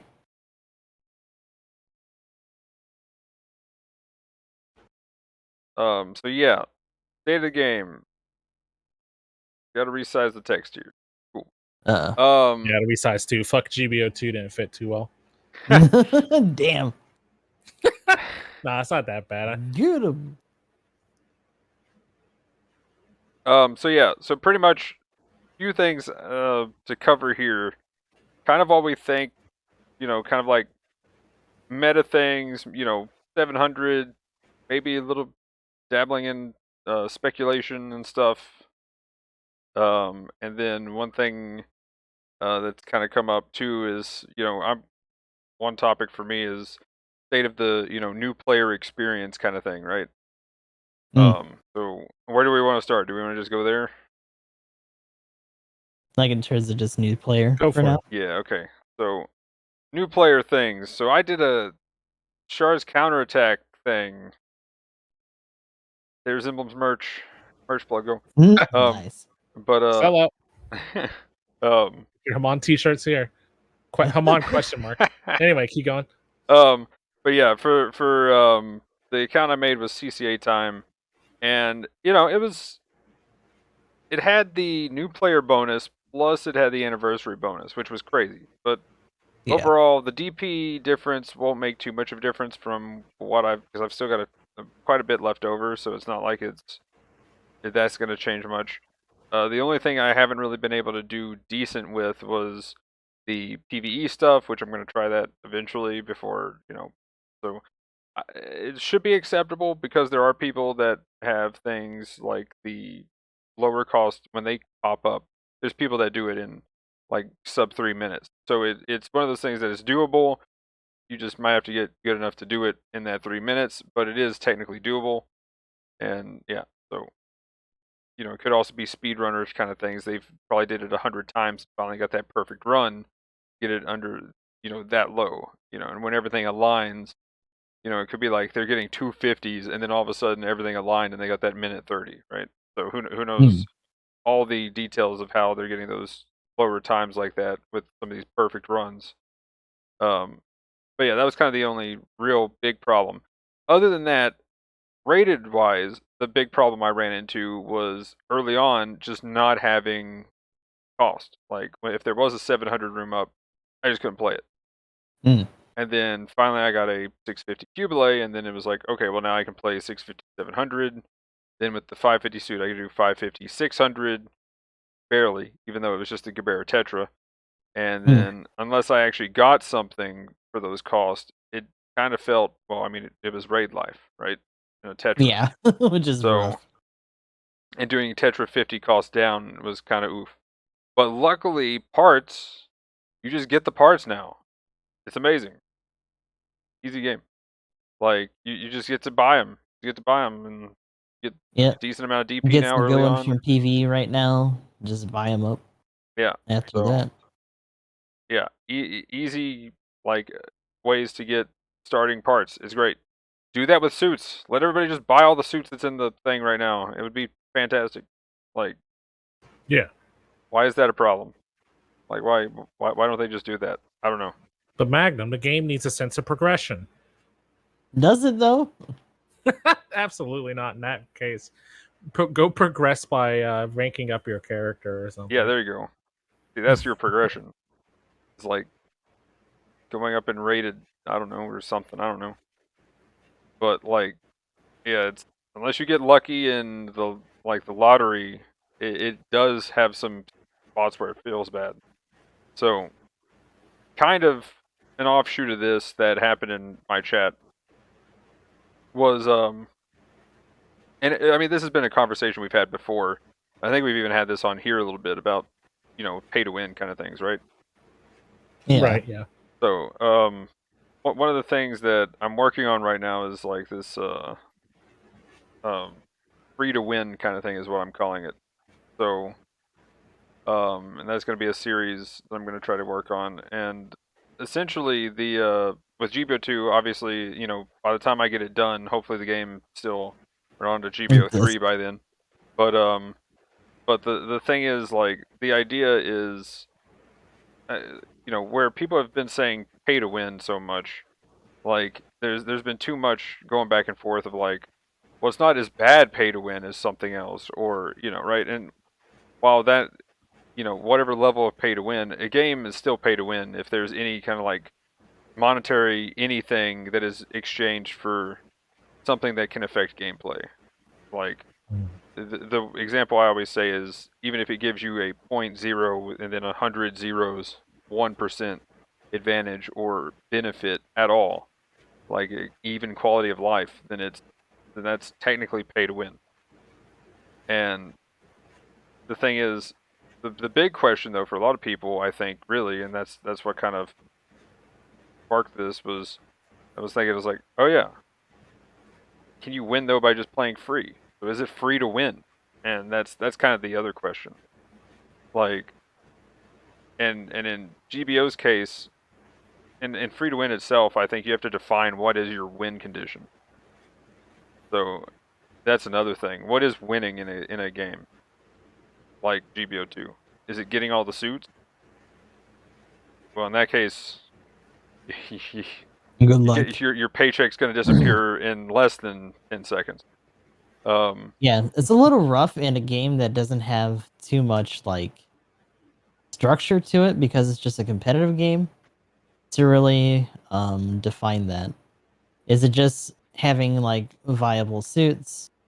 Is it just being able to work with certain things? Like collection's kind of a rough one by itself. Yeah, so kind of back on the viable suit thing, we do kind of meme on the different suits, best, worst, and a few things like that. Don Barrage is kind of like and which is kind of cool actually having the new like little badge system thing. I can actually check my win rate and with like the Dawn Barrage, and then you can kind of pick another suit that is another support and kind of compare. So I've been kind of trying to play around with that a little bit, and like, you know, since you can just get parts, and if you just have the suit on the other account, it works pretty well. To just be able to do that. I wish we could have more favorite suits so that I could get this data a lot easier rather than having Yeah, to it's swap weird accounts that to do there's a it. limitation. But also considering Mhm. that they were having trouble with people doing weird shit to try to get those badges and they had to do adjustments already, like they're probably gonna take it slow with that too, like they do everything else, which is unfortunate. They're cutting off all support after going forward. Actually, they're just gonna put it up there with Dahlia. Oh Oh no. no! That's a lot of extra dust. Oh my gosh! You gotta There's shake Thor. Dolly out every once in a while. Oh man! That's the base camp storage. Is the saloon? Salon, yeah. So They're The just extra saloon. extra guns and stuff are in there. It's like, Yeah, what about my chairs now? We're using those for the bar. yeah. Magnum's right. extra helmets go up there. my weapon shop. There we go. There you go. Dahlia needs that paycheck. I'll pay Dahlia rent each Dahlia month to lease out storage. the space. Yeah. But like, so yeah, as far as the like win rates though of stuff like that, you know, that like viability, like I don't know if that's exactly the way to go for it, but I mean at the same time, there needs to be at least one of each suit, I think, for people to kind of just start out with, as far as just kind of like the kind of higher costs at the very least. Um, and it has to be at least not complete garbage. Like I think it's if it's I think there's very few suits in the game that isn't just viable. But Yeah. the Well, problem the is, interesting thing is that here, um, in competitive games, you really have to try to define some of the rules for what's like viable versus meta, yeah, and in what suits in particular, especially when we're talking about things that are like more easily accessible to new players. Like, for example, the stuff that was in those most used suits during that broadcast or whatever. I'm assuming that's just from data because I saw no poll for it. right. Mhm. So, kind of comparing those, seeing how much work you really had to do the same thing in a suit compared to like what's the sweaty meta or like more mindless suits, and then assessing how available all those are to like newer players.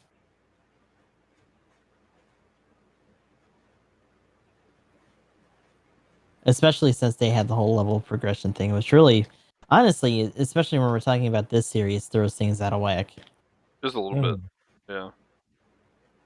I will say too, you know, just as far as like the whole meta to viability thing, um, the other thing with the meta suits too is a lot of times most of the meta suits are pretty simple, and like the Mark II Gundam is one of those good examples that, as much as I'd hate to see it everywhere, I mean at this point it's kind of power creeped a little bit, so it's fine. But Mm, that would be a good one to just hand out to people because it's simple, it's easy to use, and new players could yeah, get right into it just fine. it's got nutty priority. It's got the kit that's kind of defined what high cost suits normally should have. Mhm. Um, it's kind of funny because it definitely follows the trend with the Grandpa Gundam of having that higher priority, but also not being as ornate with some of the extra weapons. It's a bit more simplified, but everything on it is just good. Mhm. Yep. So like, and you know, then like, you take a suit that has a lot of stuff going on with it, and you know, it might have a little bit of a skill cap, but it technically is a better suit. But I mean, how really big is that margin, right? And you know, maybe Mhm. at the top end, you could fill it more. Like, let's just to throw around like a rating number, like A plus S minus kind of thing, right? Like when you get Yeah. kind of around there, maybe then it makes a bit of a difference. But a lot of times, especially the lower you go, the less the suit makes a difference, unless it's just complete trash or garbage. Yeah. Because at Even that point, compositions are like really weird still. yeah. So like, suits that could be buffed, cough cough slave wraith, but um, They you know, just buffed it. What do you mean? oh my gosh, free. But anyway, Oh. but there are a few suits that are just kind of pretty low and definitely on the this is pretty bad end of things. It's no good. But good thing is at least most of the around what I'd say 400 and up now, most of those are pretty solid. Like there's not Mhm. too many just bad suits, and sometimes there's a few that feel pretty rough when they come out, but Yeah. I mean they've still been solid at least. It's also been interesting to see which ones they reach back to mess with after so much time too. Like some of those adjustment lists have been pretty cool. Yeah, the Dom getting buffed was really cool. I like that. Like, bruh. Oh, dude. Yeah, I love it when they add quick boost and leg shock levels. There it is. But overall, kind of more back to the free to win kind of thing for a quick second. So with that too, if your objective then is to get up in rating, one of the big problems I have for it to be like technically you can go to like A plus, Oh. S minus, if you're a free to play player. But how long is it till you can actually play 650, 700, 600 even, or even 550, or even actually 500? And then, yeah. I mean, I'd say you could do pretty well with the high Mo Gelgoog with what they got. Oh yeah. Um, Early on when I was doing Jenny, the Gelgoog, early pro and the Hymo Gelgoog were things that I were have to using to swing pretty high. I'm talking like 650 matches and stuff like that even. yeah. And it was like that for a hot minute until I finally got like the Keyblade and a couple other things. So that definitely hasn't changed. Get ready to see a lot of that when you're like first starting. And the other problem is there was like literally right when I first made the account, I was like, okay, time to do this, and I was like, well, hopefully I get something because I literally can't play ground right now. So, Oh boy. I mean, I guess to get like the promotion suit, the Nero, I need to do space anyway. So, Hmm. guess I'll do that So for I a little guess bit. we're always talking about like some of the suits that they give you in the beginning. Mhm. Um, how much more cost wise would you want those to cover, considering your recent experience? I mean, 500, 550, 600, Hmm. 650. Like, I mean, literally all those uh, don't have a suit. Like, you get one 550 from your first free spin. Out of those six, and those are pretty solid, right? As the GPO stuff. And but you don't have just a straight 500 suit. You've got the G3 and the Hymo Gelgoog right now as your 450s, which like I said, the Hymo Gelgoog is pretty solid, so I can kind of deal with that. But again, that's a double dodge roll suit for people that are going to be new to the game. That's not the most simplistic thing, getting used to the double dodge roll thing. It's pretty Um, forgiving. You just got to be a little bit careful. yeah. Um, but but then literally whatever you get as your 550, you have to take that into 600, and some of those numbers don't really scale too well. So good luck with some Ooh, things you get, yeah. you know. And then if you're a raid and there's you're dealing with a ton of generals, and you're 50 costs down. That does feel pretty oof. So and then then you just can't play 650 or 700 till you get at least a 600 suit. So it's one of those things is like right now there's been a lot of times where I've seen a 700 and 600 lobby, and it's like, well, technically could play, but would you really want to though? And if Is you're it suggested? Yeah, and then if your like win condition, if you will, was climb in rating, then you're gonna wait till you have, your solid 300 suit that they give you for free, or that you can actually buy within your first few days of playing.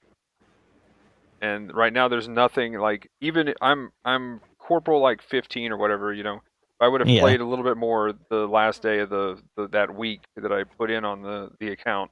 And if I would have even just put more hours in, there was a couple of days that I just did dailies and that was it. So I didn't even go ham on the account, right? If you're talking about like crate grinding and stuff too, yeah. Yeah. So like a new player that's like ready to just no life it for a week, then it could probably get up to sergeant, almost master sergeant, pretty easily. Or they could just get all DP. Who knows? I mean, just get like a Sazabi, a Kubile Mark II, Bawu level 2, Jarja, and you can splash in some no other big deal, suits lol. in your first free 10 spin. You'll be good to go. I don't get it. What's the Yeah, no problem? big deal. Just have good RNG. Exactly. Then you make a new account if your first day goes bad. Just make a new account so you get a good new first day. I wonder how many Reroll. people legit have done that in this game. Because I know like a lot of people when like mobile games or gacha games just start, they have like entire reroll marathons essentially. Yeah, Yep. like streams and stuff for it. Yeah, Good way. I can never sit around for that. I gotta like you a lot. Oh, chill for some shit like that. Well, when Genshin hit, like I had people coming through like, okay, so how many times have you rerolled? I'm like, what? What? What are you talking about? They're like, well, you need to get the best character. You need to get like the Luke or something. Do I? And I'm like, Venti. Do I? Or Venti, there we go. Y'all like, haven't been in this stream very long. And I'm like, what do you mean? They're like, yeah, you need to go do that. And I'm like, no. If I need to go do that, then this game's trash and I'm out. like that's definitely one of my big lines at that point, right? That's the flag, right? I mean, Magnum, in that particular case, though, you weren't really like rolling hard for a power advantage. You just wanted an elevator. So, like, it wasn't a big deal. Venti is like, Venti's an airplane. Have you ever seen the Genshin memes where they compare the characters like oh my useful god, tools? Yeah, Amber's a lighter. Venti's an airplane. Yeah. Oh yeah, I saw that meme. Like, yo, I need a lot of help. Amber, I need help. We gotta swap out. Oh really? What do I need to do? Yeah, my expert bow skills. Light that fire. Light this oven. I need to cook food. Light this oven. Oh man.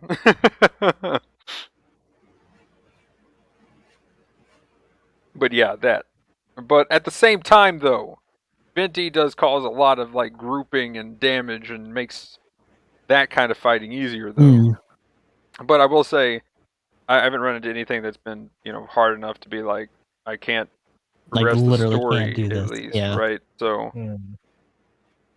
I guess the PvE in this, even though they had those challenge suits and stuff, like we were talking about the ease of like getting through those for the sub 3. Mm-hmm. And it's kind of a big deal because it means you can kind of just save up on spending for suits that they had them in there because they've had suits in the past, but also like parts and other things.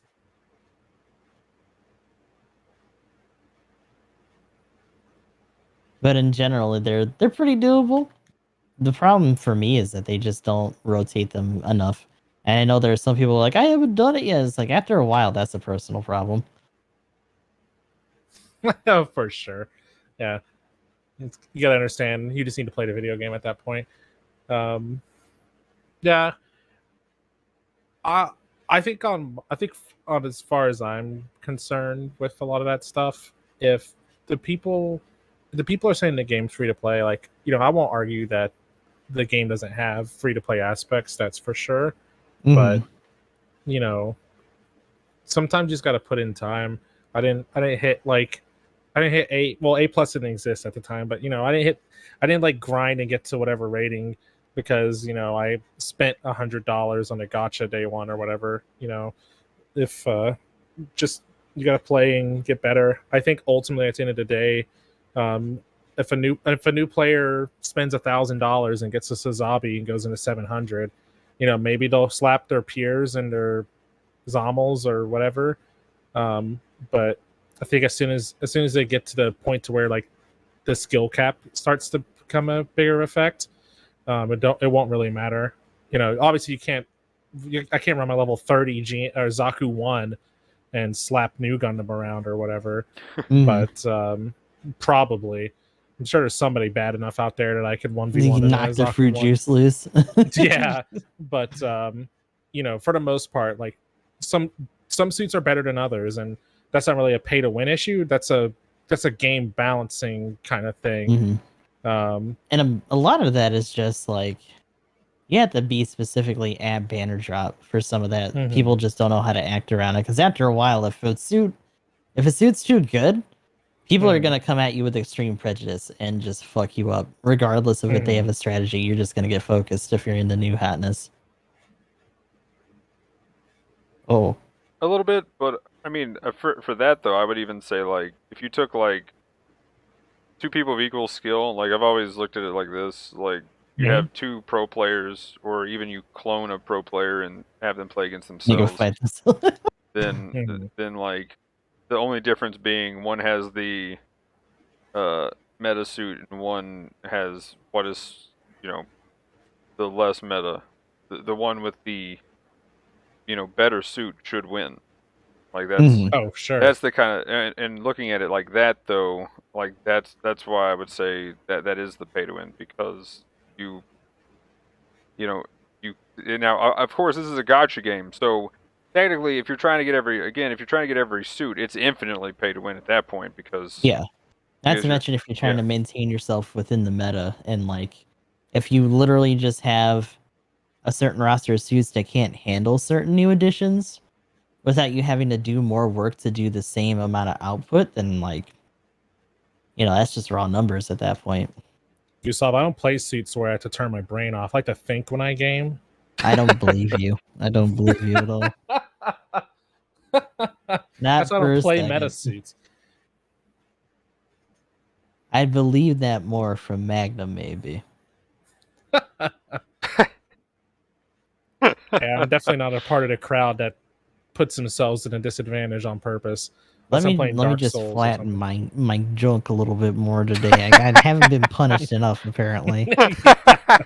Yeah, where's the press? I haven't found the industrial press yet today. E.G. Dognum, he'll grab my pincers. Go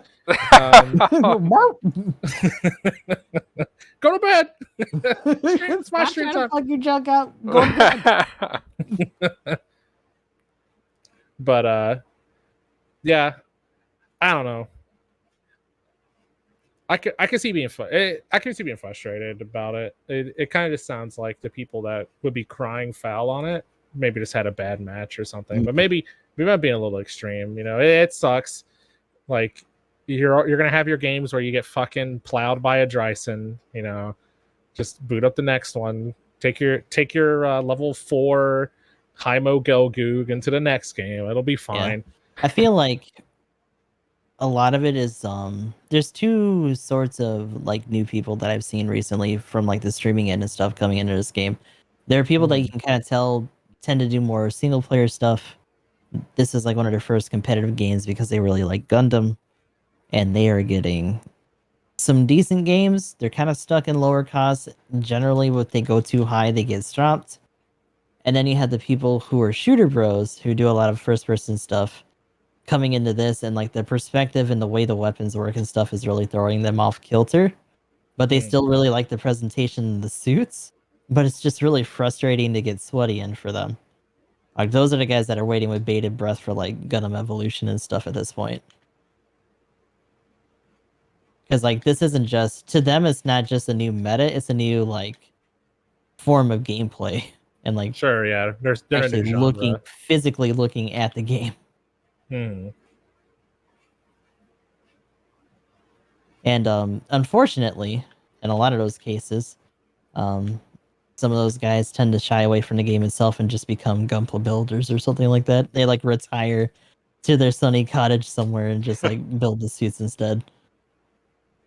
Honestly, that's where it seems like all the Gundam content's at. So you're not supposed to play the video game. You're supposed to build the toys. Yeah, you're supposed to build the toys. Build the Gunpla. That's where the money is, baby. Yeah, I've learned from watching the stream from the Gundam Expo that they don't care about the games. They want you to buy. They want you to buy and build their toys. Especially the game about building the toys. Yeah. Yeah, that's the only one you're supposed to play. Did we mention that we have right. plastic models that you can build both in real life and we simulate the building as well in a Please video buy game these form? exclusive ones because the pandemic's keeping us from pushing numbers. Sweet Jesus, look at all this physical product. This is a special edition, and we saved cost of paint on our parts, and it's Rest clear. in peace, the Yokohama Gundam sooner, sir. I want America Gundam. Did y'all see that? Yeah, that shit looks dope. It's so goofy, but it's just like, man. You know what though? It makes me wish that we got some of those like 7-Eleven exclusives and all that stuff like sure. physically here without having to like bring them in or like look for them and shit. Like just that kind of like, I guess, societal integration, for lack of a better word, is just really ow. What do you no? Kill that man. Trying to do 700 shit.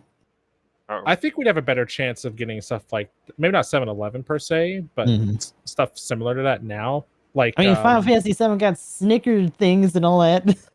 product placement. Yeah, but I more meant like, you know how they did the GBO2 or 1, and it was the band. They did the theme song for Gundam Versus, like Gundam Versus. I think I can't remember their name, but like they let them do like a custom version of a suit that they picked or whatever. Maybe I could see something if they did something like that again.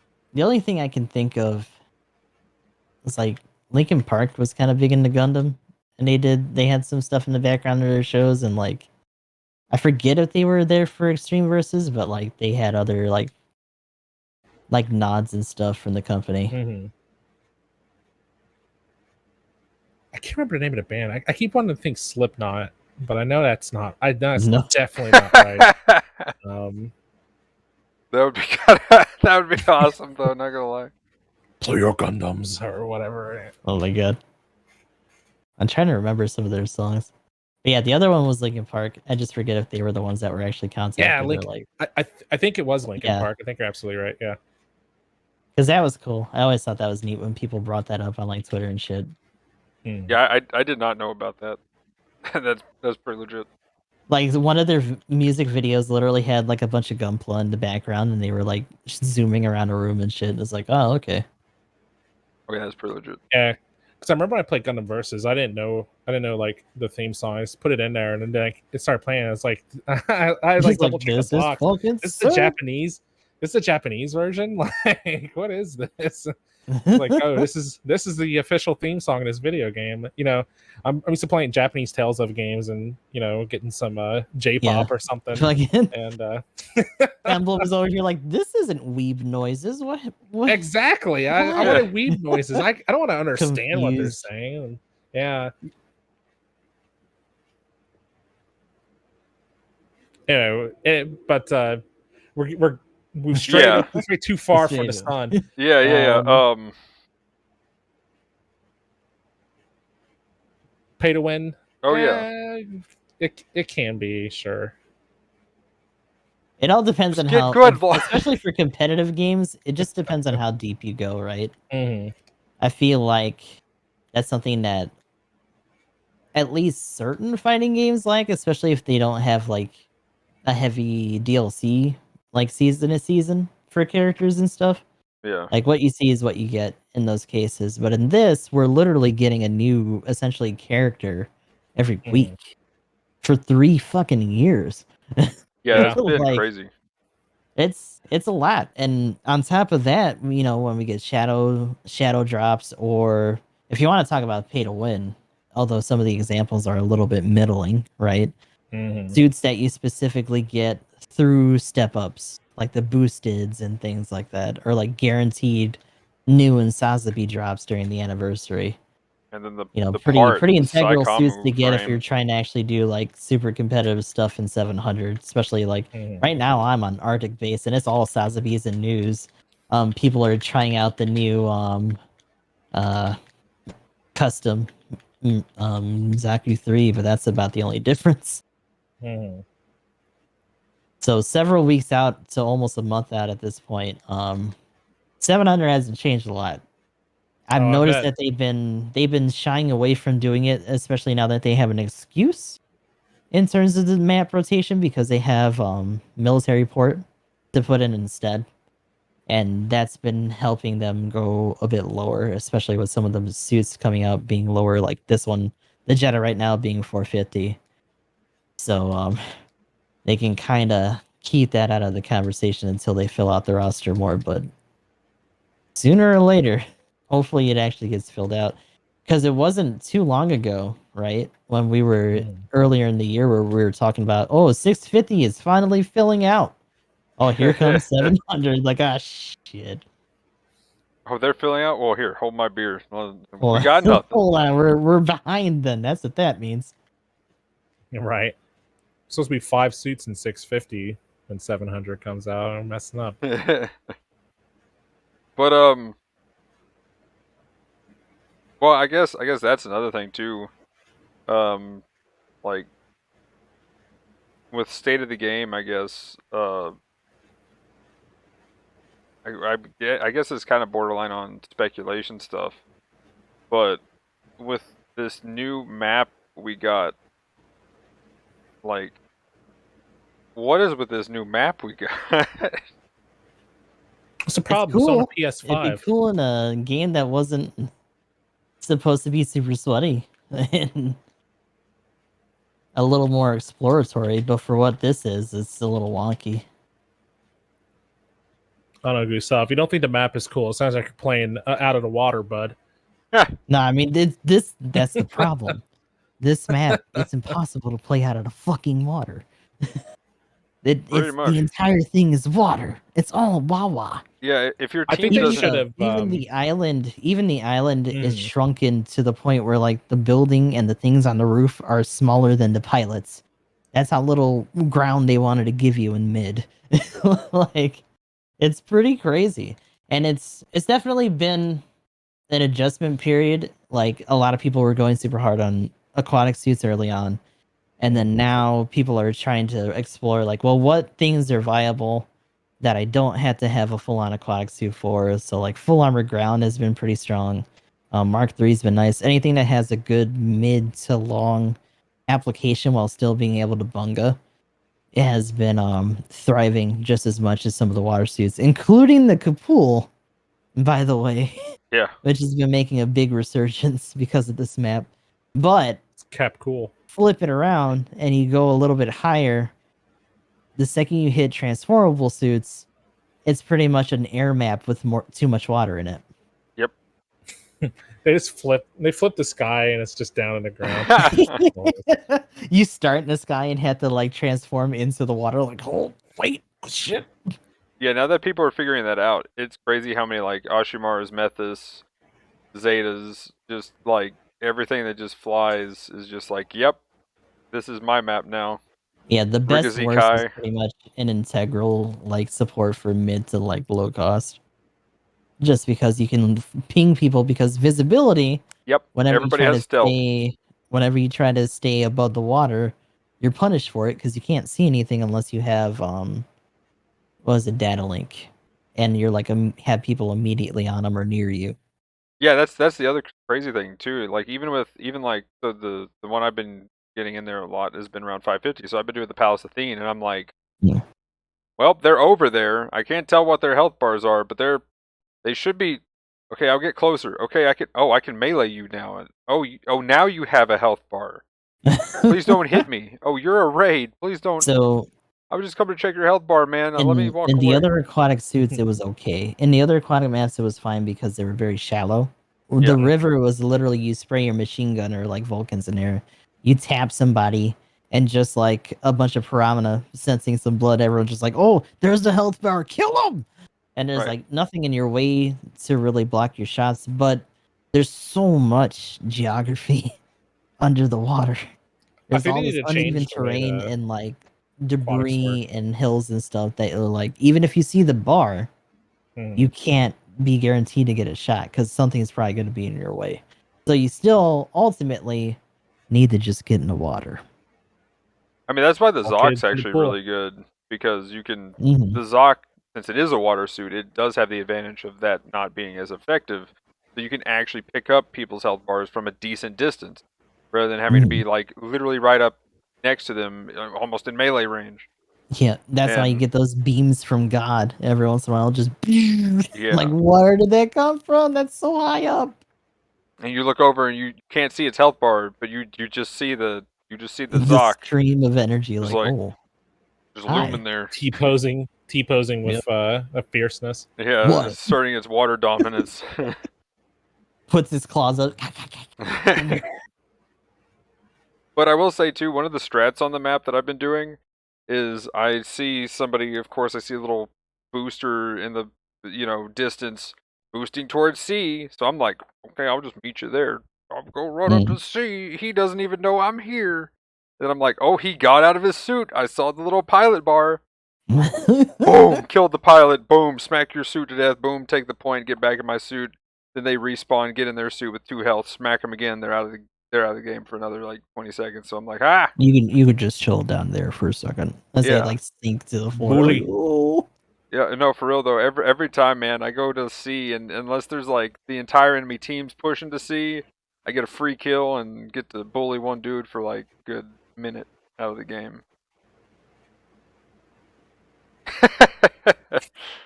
What? What? For Shane, the hubris is strong here. Disgusting.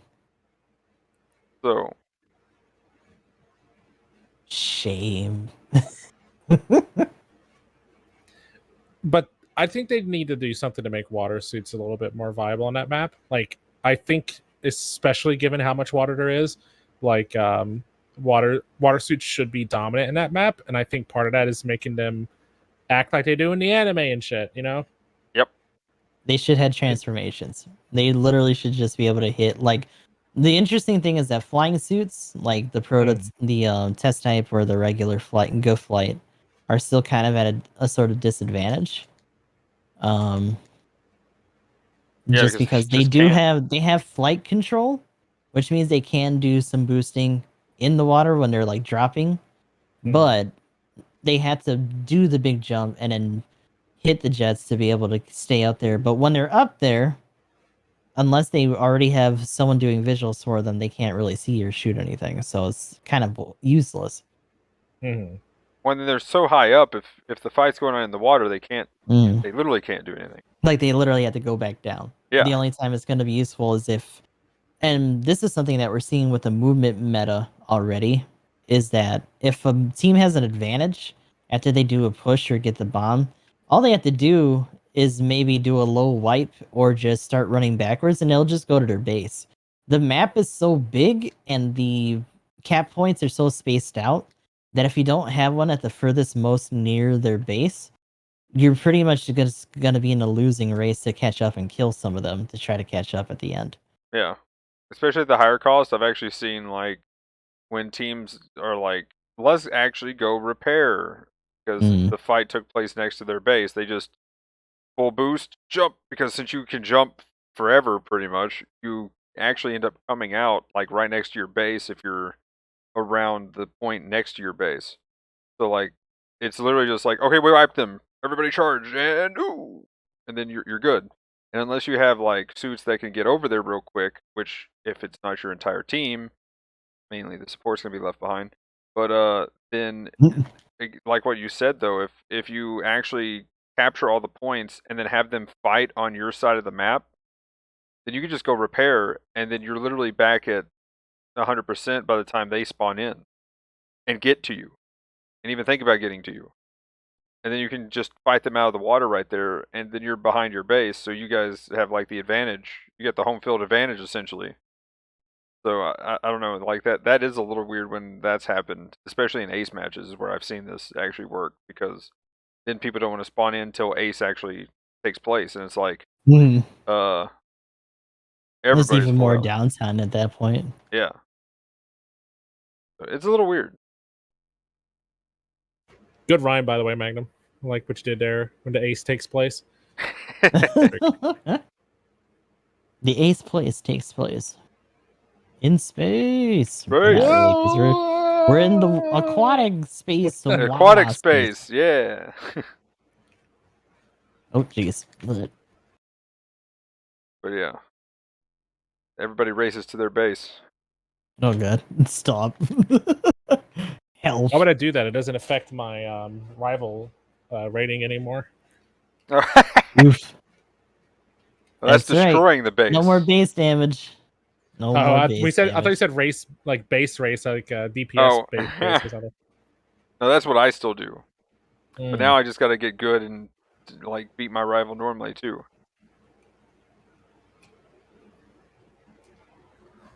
But that's only with the Xeon, maybe. But yeah, I don't know, with the water map though, I can see them doing some cool stuff with it. It's just a question whether they will. But I don't know, the state of that map is just kind of awkward. Yeah, I mean, it's also opened up some exploits we talked about, I think, before. Yeah. Some of the stuff with the full the uniform boost and other suits that have like weapons that you hold down to charge. If you destroy the suits, the ships while you're on them and like start dropping, people were able to walk around with a charge just in hand and just lay into people when they normally shouldn't be able to move. I don't know if they've done any hot fixes to fix that since they've started showing that on Twitter. But the other thing is that there are some spots that are supposedly flat that actually have what's considered like an edge. So you're like staggering or like clipping on these bits as if you're like staying on the edge of a platform or something. And it's a little weird. So there are different things that can happen that might interfere with normal play that really shouldn't. It sounds like it's cause those weird situations where you're trying to drop down and you fucking land on the air. You get awkward fucking fall stagger. Yeah. That's the worst. Yeah. Yeah, so that's just literally you're walking across the sea floor and you're trip. Oops. Yeah, that's always sucks too. You freaking buffer through the freaking pixels on the bridge you're on and fall over because your legs are overloaded. Like, fuck. Okay, this is really weird. Oh, never mind. Okay, I see what it is. It was like I spawned into a free practice because I'm gonna test that charging thing real quick because I want to see if the Faz can do it. I want to walk around with the Faz giant gun. I haven't seen anyone do it with the Faz. I wonder if it's like specific Like the to BST. handheld ones. Yeah. Because I also haven't seen anyone do it with the double Zeta, and that's what people were talking about too. About like that would be really cool if I could do it with the high mega, and it's like, I don't know if that's possible. And then just walk around to full charge, like ready to go, right? The bizarre thing is that, yeah, like essentially you start it, it drops you when it's destroyed, and then you just finish it on the way down and just bam. But the bizarre thing is that one of the earlier examples that I saw was in a practice mode in Impact Site. The problem is that it started with the guy boosting and not really showing him starting the charge. So I don't know if that one's legit or if maybe they did something for that. Kind of hard to say because I feel like remember early on when they were doing it with the standard armor and the Unit 5, where you're actually able to move with them like firing and they were held all awkwardly and shit. It's similar to that, but just with those now. Okay, the Faz didn't really work. Mm-hmm. I'm gonna go back and just see if it's still working with the BST. Anyway, any other points that you want to bring up? I don't know. I guess most of the other things that I was going to talk about kind of would start bleeding into like the there we go. It finally focused back in. Bleed into like speculation kind of talk because I'm like questioning like the meta and a few things like that. Was kind of a couple of things I was gonna bring up. But as far as like state of the game, because I mean like, are they ever gonna do more with Dahlia, for instance? Would be a question. You know, like are we gonna get stuff like that? But that's again that kind of starts looking into speculation stuff. But do you guys have anything specific? I mean, Dahlia definitely needs to get off her ass, but like,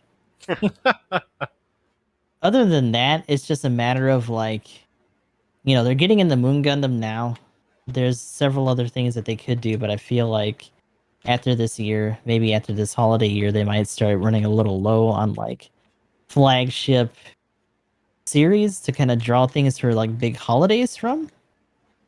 And it kind of makes you wonder how much more life the game is going to have and how they're going to handle banners after a certain point.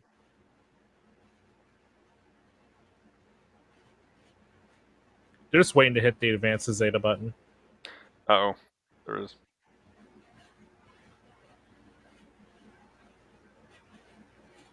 But yeah, I mean that's realistic. I mean, they're gonna have to do something at some point, right? I mean, the game wants to get the V2 in there before they ship off to GBO3. I'd be okay with that too.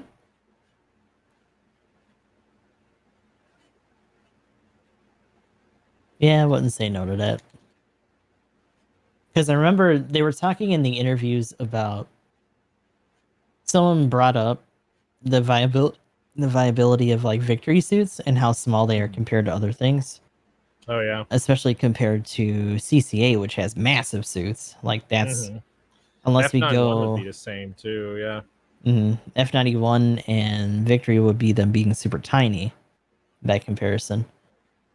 And I think in terms of like scale versus the size of the pilot, they said there were some like logistical issues that would be something they had to deal with just because of how they scaled it normally for like one of your war suits going forward.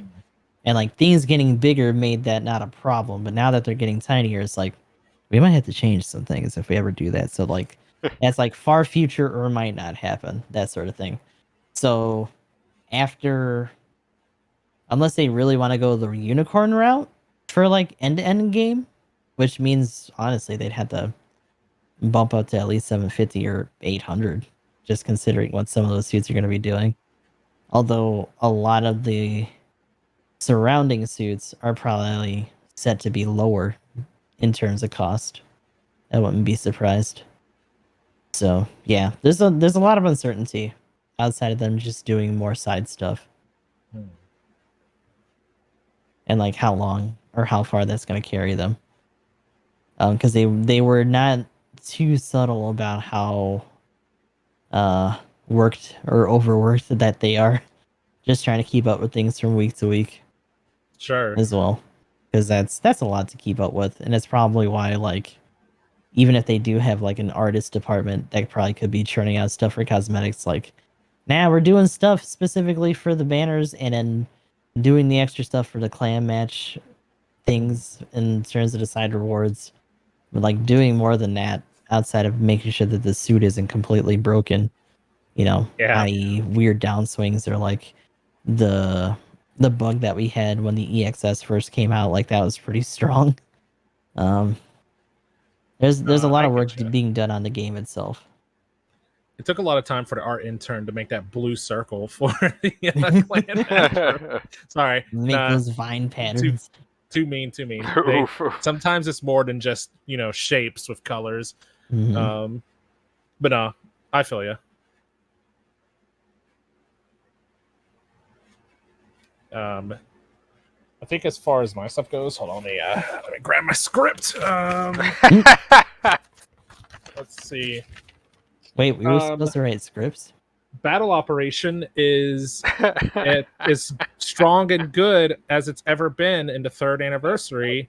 I think we should all buy more Gunpla toys and spend more tokens because everything is great and all the suits are balanced.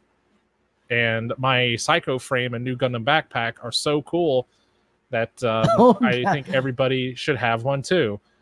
Don't forget to get your 3rd anniversary T-shirt exclusively through the 3rd anniversary token PSN. pack on Oh PSN. man. Use your mom's credit card now. No. Don't forget to get your exclusive Gundam Cafe imports officially through our channels. No. But yeah, I Special code downtime. yes. Yes. I think them just doing something right now that just makes the aquatic suits feel a little bit more splishy, splashy, watercolored. Would go a Let long them way. swim, please. Yeah, and it's something that's like really crazy. Even they've already got the stuff in the game to be able to let the game differentiate between above and below water, and even like weapons functioning in certain environments and not functioning in others. So like maybe it's a little bit of more work. Yeah, And they've already that'd be thought about it a lot. Mhm. It's something that might not come out tomorrow, but I think, and obviously, you know, I think it could be a map by map thing because they've shown that they can have mechanics work differently depending on the map you're on, or the jumping. It's like maybe on the maps where the water is deeper than your ankles and not the size of a trough, your water suits work differently, and you know you're a cool water guy. Yeah, like and it's stuff like retro water advantage at that point, and then like if we get another one like military port, or just at least for military port, they can do a little bit more because of the depth. Mm-hmm. Maybe stuff like that I think would go a long way right now, and I'm sure like it would check. I think it would check good boxes. Like the Malore guys would be like, you know, yes, my water suits are water suits now. Also, they give would me be the happy. gym slow up. I need it. Yeah, and then you know the people who want to not just play the cannon mini game on Risk in the underwater map, you know, can get their splishy splashy boys or something like, I don't know. Make things dynamic, maybe, probably. Also, you know, I think we need an engine overhaul at this point so that all this extra stuff doesn't melt my PS4. Unless you guys want to send me a PS5 at some point. Sorry, Bamco doesn't do that. Like, I saw the Tales of Arise ambassador stream, like sponsored by Bamco, and she was playing the PS4 version of Arise. And I was just like, what the fuck? They didn't send her a PS5? Like, what the hell is wrong with them? The Wow. audacity. Wow. Yeah, I was like, damn. Why should a PS4 version of the game? I didn't get it. Nintendo ambassadors getting a whole Switch, all kinds of For different real. stuff, and it's just like, nope. Here's a game code, maybe a nice Yeah. poster or two.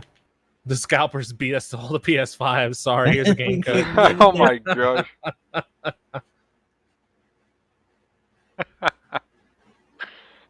Oof. They don't want to give you the new model just in case it runs a little too hot. Yeah, sorry, it's 5 degrees too hot. Can't do it. Mm-hmm.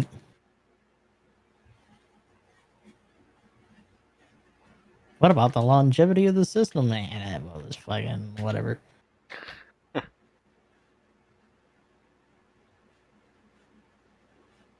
Gotta try to get it first. Because honestly, even outside of like certain engine intricacies, I just need it for the frames in this game. Right. Like, it's kind of jarring when I go to like my PC to do my secondary game, and like it's night and day difference in terms of like the frame rate. It's half of the reason that I don't even want to do like Judgment and Lost Judgment, because like Dragon Engine is still pretty taxing. Yakuza 6 ran sub 60 pretty much the whole time.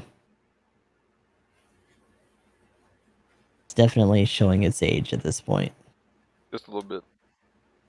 And this is a 2018 game when this started out too.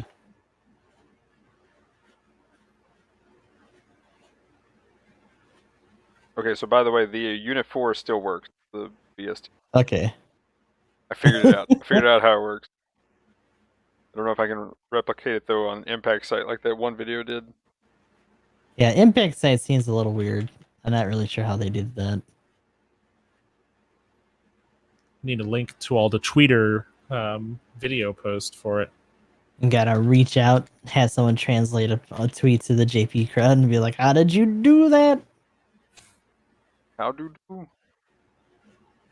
How did do?" So, Magnum, what's our next point of interest? And Well, what did Gustav say the new podcast is called again? Maximize the Hangar or whatever. well, here. Do we want to do new suit speculation, and then we'll actually talk about that after that? Speculation in the hangar. So, what do we think is coming next week and beyond? Hazel Custom. Nah. Well, see, this is the thing. This is where we get into whether or not we're actually going to get more moon stuff, or if that's just like tentative, kind of like how the Jagan and the Gyaradoga were. Yeah, I feel like now it's just up in the air. Like, if we I'm need calling. But we just got a support. Yeah, fuck it. They had a month of supports. I'm calling 4-star support. Mm-hmm. Oh, HWS or whatever. or a raid. It'll watch it just be a raid. I'm okay with the raid too. I mean, there's probably a raid next week. I'll grab my PlayStation 5 from Dahlia's office and Oh my God. do some spins. So you want a haircut on the way out? Nah, I'm good. Yeah, Just no. head, like, nah. Have you learned how to do any new styles yet? Oh, of course not. Yeah. Yeah. I'm gonna hold on to my one cosmetic ticket that I got for free still. Thank you though. Yeah. Once you get the Haman wig, let me know. Fuck yeah. Pretty much. Still can't believe we can't have Zeta hair or Gundam hair in general, man. Yeah. I want an Amuro fro. Like the fact that there's a big possibility that Evolution will beat GBO2 to having like character voices in terms of like voice packs or whatever for some of their cosmetics drops is kind of nutty. Because Yeah. outside of certain things, like what else are you gonna really do to monetize a game like that? Right. Because what? Give your Gundam different paint schemes or something? Yeah. Like, In this other game that you can literally just like manually do it after a certain level, like that's not gonna look too good on them, but that might be what it is. I think it'd be really cool if they did that for suits, and you know, I don't know how much people would roll for something like that. It's like their thick waifu that they can have in a bathing suit or whatever, or husbando with a giant shield becoming like a Santa Claus with a giant chimney instead of a shield. It's kind of rough when they're all just robots and not actual people. Yeah, but from a standpoint of a Gundam person that knows about things, it'd be cool if one of the cosmetic skins for Gundam would be like 7-Eleven Gundam colors, like, right, or something like that. Like, I think that'd be pretty funny. But most people would be like, "What the fuck? Why are they doing a 7-Eleven promo?" Like they wouldn't get the reference. It's just like, man, that's just like a shill thing. Like, no, it's actually, man, that would just go back to it being yeah. That'd just go back to it being a Gunpla like nod to play the mobile game.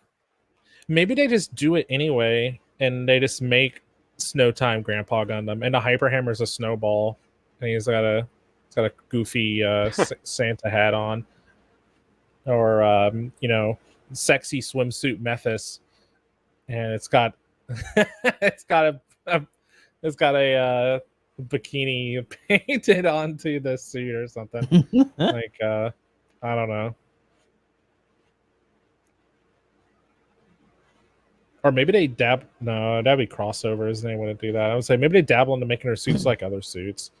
Like maybe a skin for Barbados turns it into the Death Scythe or something. I feel like because they've already did some AUs, like they had to kind of leave that open for possibilities for like future includes character seasons and stuff.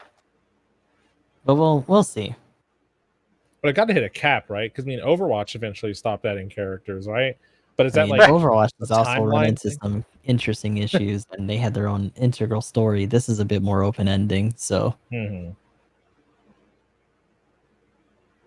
But yeah, I mean, first things first, right? Hopefully, we actually get some news about a global release, especially since like, did anyone we know actually get into the closed beta like at all?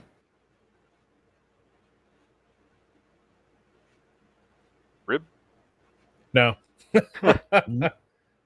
My pal Sinker I can't remember the guys they had on that live stream for it.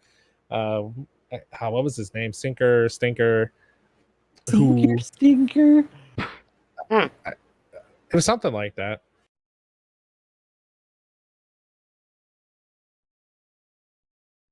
Do you mean the actual like live stream itself? Guest host, yeah. Oh, okay. Yeah, some of the JP like Apex players and other shooter players also got some permissions to show off gameplay of the game.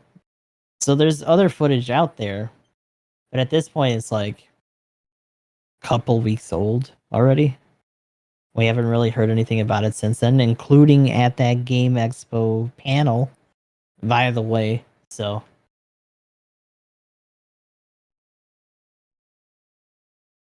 I don't know. Fingers crossed, and hopefully the new suit doesn't have any weird things going on with it, and maybe we can actually see like a pattern or a trend as to what they're going to be doing in terms of the IPs.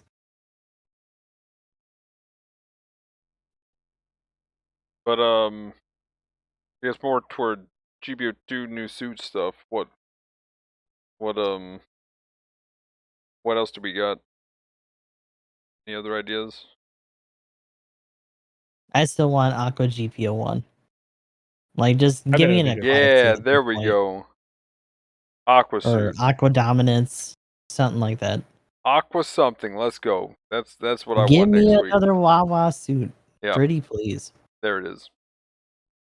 Oh, I got it. It was Spiga and Shaka. Yeah, okay. Yeah. Okay, there we go. You are and another correct. guy.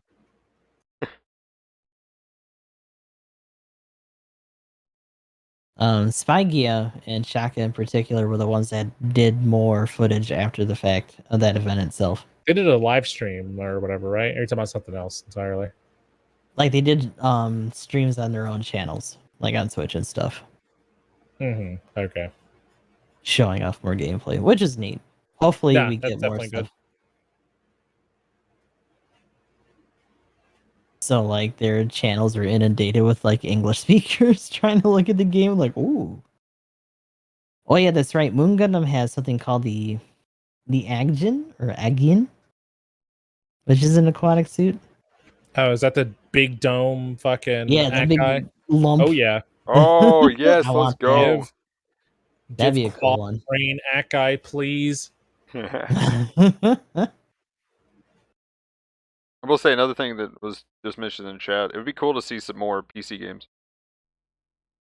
PC game. You know what's funny is that every time we were talking about Evolution or this game, like the people specifically asking would be like, "Oh, well, I don't have a PC. I was hoping for something on PS4," or "I don't have a PS4. Why wasn't it another PC game?" It's like you can't fucking win. Like, damn.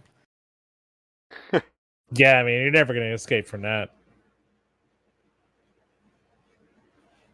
I think they've been doing a pretty decent job of getting those games ported over to Steam, though. We're getting there. Maybe. SRW30 getting a Steam port seems pretty big. I kind of hope that they follow up. GBO2 functionally as a game, unless they just demand people use controllers, just isn't possible because of the way turn rate and stuff works. Like, they'd have to either separate them or just, like, not do any cross stuff. It would be a whole different player base at that point. And at that point, you'd also be like, well, why don't they bring over Online Wars, even though it's super old? Console release of MSGO. Here's an interesting thing too. In chat, what do you think the next direction for the game is, and specifically game modes? I mean, the only thing that comes to mind right now, other than where they've made brawl and mixed up and stuff like that, that's pretty cool. This map is so big that we have now. Ooh. I could see like them maybe getting brave and going like big team mode or something. I hope not. I mean, yeah, my PS4 would cry again, and explode. Like, if they're actually going to lead this to be compatible with both platforms, they can't go too crazy in terms of head count. Right. They can barely handle 6v6, let alone bumping that up more. Now, if they just brought over Go, just because of how old that engine is, and like maybe touched it up a little bit so it didn't look so janky when it was moving because of the netcode or whatever, like that'd be fine. Because those are really simplified by comparison, and there's not a lot of like customizability in terms of like paint jobs and shit that you can really do. It's just the fact that they have so many suits out at this point.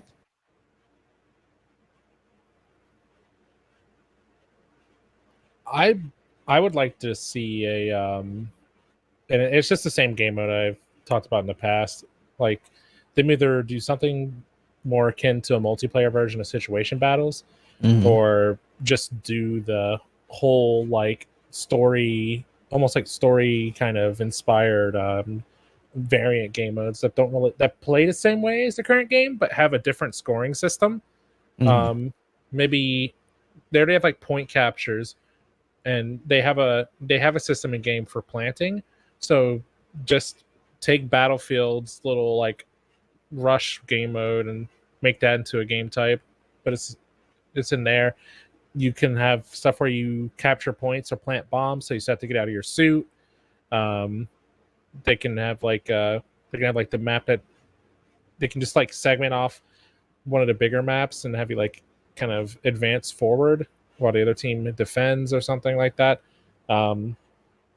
I don't think it would step on the toes of the current system too hard. They would probably just have to figure out a new kind of game mode for it. But you just throw in some Alboa Coup or insert Gundam fight ready go theme here, and do it up like that. Actually, or even just have like a weekend battle that has special rules or something like that, or a monthly weekend battle. There's like variant game rules or something like that. Would be pretty cool. But sorry, go ahead, Magnum. Oh, I was gonna say the rush thing Aoshi mentioned in chat too. Yeah, I was trying to think like yeah, that kind of makes sense. But in Titan mode, like in 2142, I can't remember what that was. that was like a sci-fi Battlefield game. Oh, where you had Well, like yeah, giant carrier ships. I think another the game Titan did it mode after that. specifically. It's like you had a giant ship on either side that you could like infiltrate or like fuck up from the ground. That'd be pretty cool. Yeah, that I was thinking like another game mode where like the pilots are good. Mm-hmm. It's like a game where pilot gameplay isn't trash. Wow.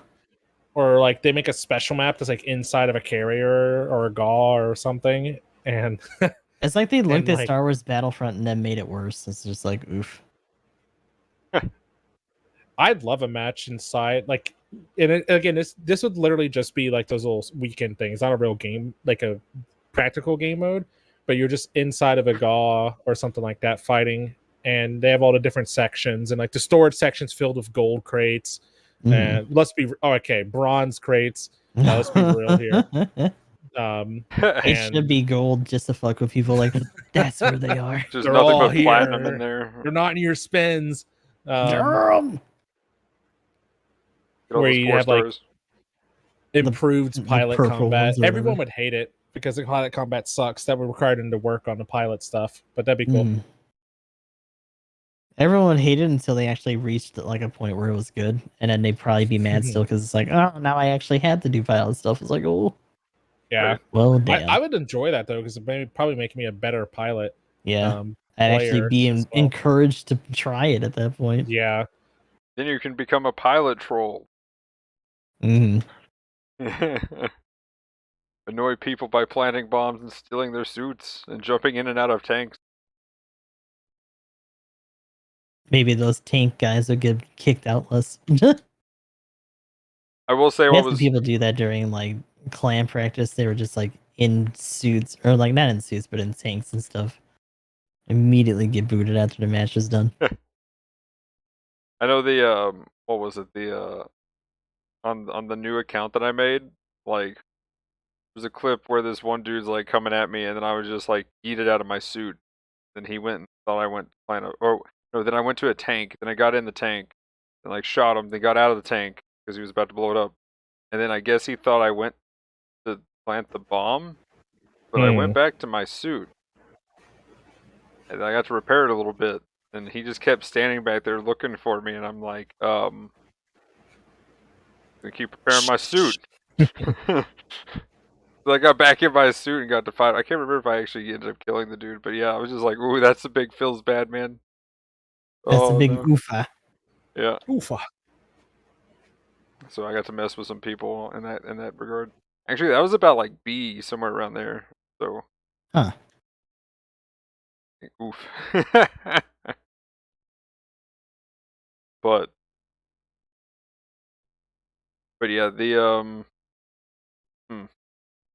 I like the idea of like the getting into the ship though with the like space match kind of thing. Like I think that would be cool. Like have a straight like what is the ships called? I always forget the names of the big like the Navy ships. Marsais and stuff like that. Dodais.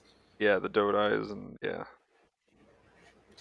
That would be cool too. It'd kind of be like the whole pilot inside the GAW ideas, because like Battlefield or the old Battlefront games had the space maps where you literally go from so good being in a plane or a TIE fighter or X-wing or whatever, and you fly around and you can fuck all in space. Or if you wanted to play the more ground stuff, you just go dock in somebody's ship and blow their shit up. Yep. That was so it was a good good, combination dude. of both. And like the modern one has it where like between deaths, depending on how many points you get, you can get in like X-wings and all other shit. Imagine being able to do that for like airstrikes or certain other things. That'd be neat. Like they kind of got there with the Skirei for certain space like maps, and then they never really touched on it more. Besides like the ball or like tanks and shit. Yeah, it's crazy with the engine that they've got going, what they could try to do with either just game modes, a different game, or, you know. But hopefully, like, my bigger thing for the future is like that this engine gets utilized for other things. Like, there's so much that's been encompassed here that could be used for like another single player title, or like that can be compounded on if they actually go for like GBO3 or like Next 2 or something like that. Yep. I wouldn't mind a Battle Operation Next 2 that's just, you know, non-UC suits in the Battle Operation engine in its current form. I would like to see them make adjustments to some of the stuff, but it'd be cool to, you know, I mean, essentially just put it in people and stuff. Yeah. The infrastructure for the game in terms of like how it functions as a gacha game would probably just be translated to how they do it for GBO2 at this point, right? Like all the extra stuff that made the first GBO and next weird for suit acquiring and all that stuff would just be gone. Yeah, they can take out the garbage, like acquire parts of suits and get recipes and make them or whatever the fuck you did. All this other weird shit, yeah. Yeah. But their main money grab in those games was stamina. They're like, oh, you got to pay to. You literally have to pay to play. It wasn't pay to win. It was pay to play. It's frustrating because it feels like a weird antiquity from free to play games back in the day, but a lot of Mm. mobile games still do it. And at the same time, they're also very loosey goosey about giving you stamina items. Mhm. Like RS Saga was barfing them at you. Near reincarnation gives you a pretty healthy amount unless you're insane and really trying to grind like super hard, but at that point you kind of just have yourself to blame, really. But I feel like even though they have them in some of those games, unless you're like a power grinder, it's kind of irrelevant. Mhm. And it seems like it's been phased out of Battle Op. So I would hope titles Yeah. going forward it would be similar to that. Same, because I know when I booted up GBO2 and was playing, the first thing I saw that there was no stamina, so I was like, "Thank God I can actually stream this game." Actually, play this game. Yeah, like, all right, I'm gonna play 3 matches of Battle Operation 1 on stream, and then we're gonna go do something else because I'm not paying them for stamina in their video game.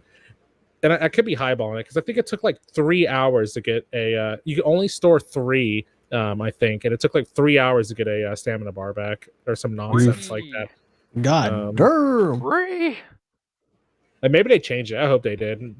I didn't play Battle Op 1 for its whole life, so it might be like a Maniac question or something. Mhm. But hopefully they made a stamina system a little bit better later. Yeah, Maniac. Get in here. Where's Maniac? He's at work. I know. Oof. Oof. He's wrist deep in dishwater at the barrel. Oof. Ouch. But At least he got his license recently, though. Shout out to that. but yeah, anything else for new suit stuff? Oh yeah, it's new suit speculation. Give me a new robot. So for me, it was aquatics. That was about it. I'm gonna go aquatic something, maybe a raid. 4-star support. Let's go. Okay. Hey, I'll take that. Yeah, let's. I mean, I'm not expecting it at all. I'm definitely not going to guess that for next week, but maybe a week or two from now. Yes, please. But but real quick Here's before open. we get into the shoutouts, I'm going to just change it to shoutouts. But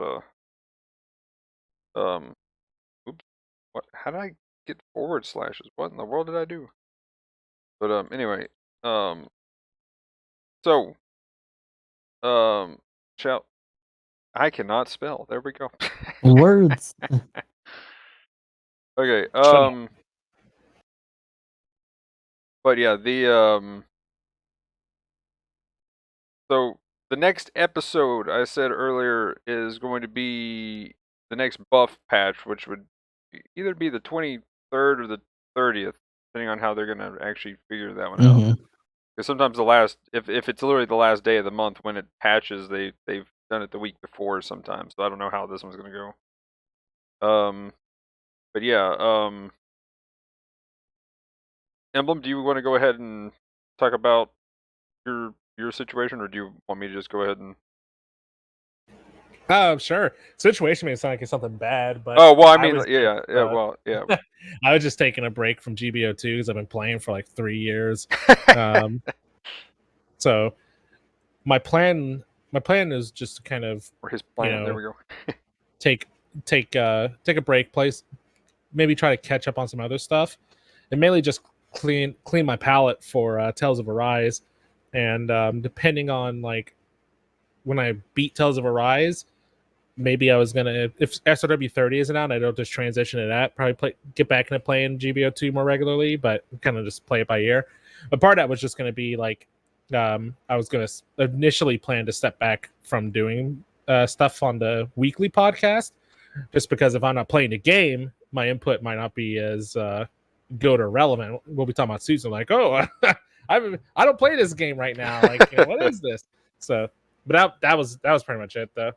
Yeah. So the other thing too, so with Emblem going on a hiatus, I was like, maybe we just go ahead and do a hiatus too, because I'm kind of playing a lot of Tarkov right now and every other game, and I'm pretty much going to be going down to like dailies, and I say that, but when I You'll find always them on the category still. yeah, when I always try to just do dailies, I end up doing like another 6 matches somehow anyway for no reason.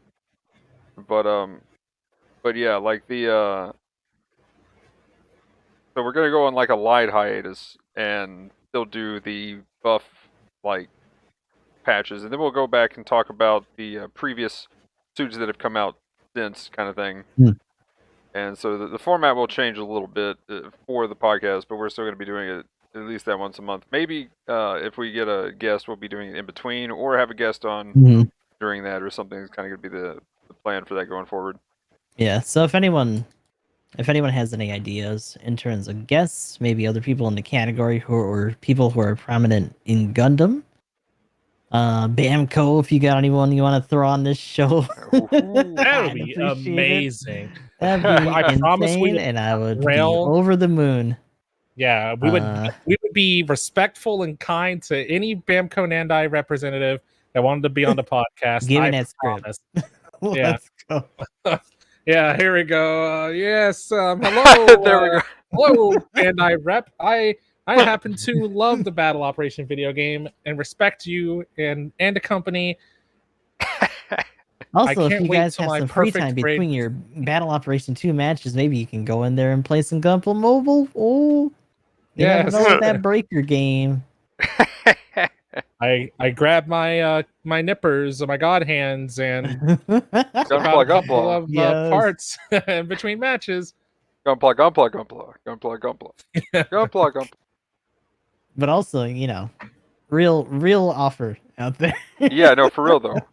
As absurd as kappa. it would be for us to nail something like that, I would also not say no. Much excite. That would be amazing. What we need to do is we need to like combine all of our clout, which is probably like half of a clout, and get somebody that was on the Gundam or the Gundam like Expo podcast or stream. Mhm. Get one of them to be on here and talk to us about Gundam stuff. Like That'd be force great. them to actually talk about Battle Op for like more than Yeah, 2 we'll get seconds. the Gundam community manager in here. From Hey, your least favorite thing to do? We got a whole podcast about it. Try to get in here, bud. I just remember that one from watching the thing, that one person be like, yeah, the double Zeta. And I'm like, Oh, this that dude. trash in the Double game. Zeta dude. It's like, but he's doo doo. But yeah, I wish Double Zeta was that hype. I wish I want could be them. as hyped I as want you them right to now. touch up that suit. Like it's in the intro, right? For And hate. like it's been a minute since they messed with it. And they really need to mess with it more. Give it its shoulder cannons back. Let it move its head so it doesn't have neck problems when it's doing a high mega. Like, give it Type 2 Vulcans or some shit so they're not just like spraying all over and not stunning anything. Like, there's so many little things that would make that experience so much better. But yeah, I think we covered all that pretty much. So Mhm. light hiatus, maybe maybe if something happens, we might end up having to skip a month or something. Then we might Yeah. do something in between, or so it more closer to a hiatus. But yeah, Yeah. that's Guest the idea for now. suggestions are welcome. We'll probably still be on category doing dailies on the occasion, at least for me, Magnum, maybe doing banner drop nights and things like that. I know I definitely will, just for seeing what the new suit is and all that shit. Mm.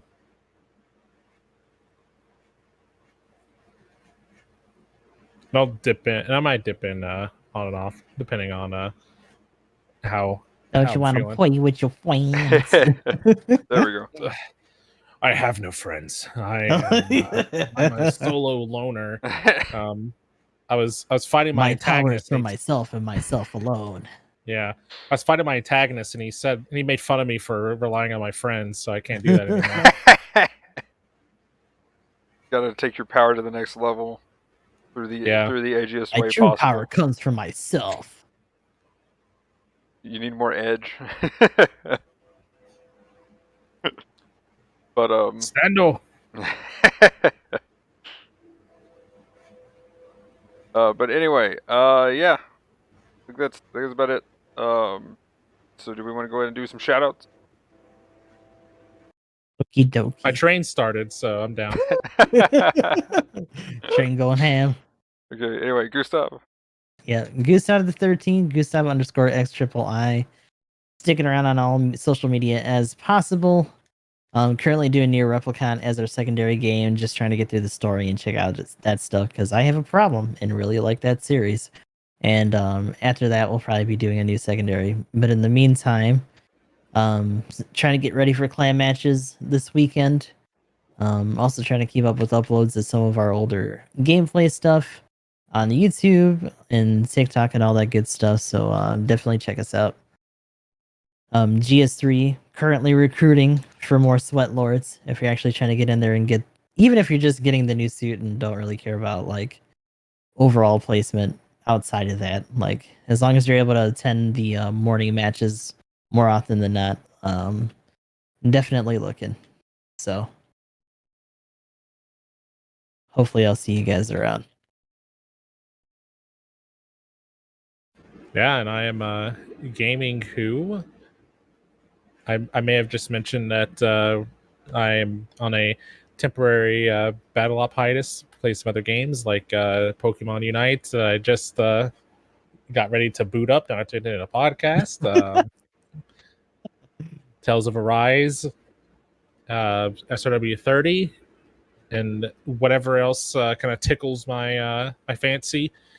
We'll be playing it. I think our announcement was that we're all becoming variety streamers. We always were. It's just happening more. Everybody's now. a variety streamer at some point, right? Although I think that term's super loose. But anyway, I digress. But yeah, twitch.tv/GamingEmblem. And I go there and follow.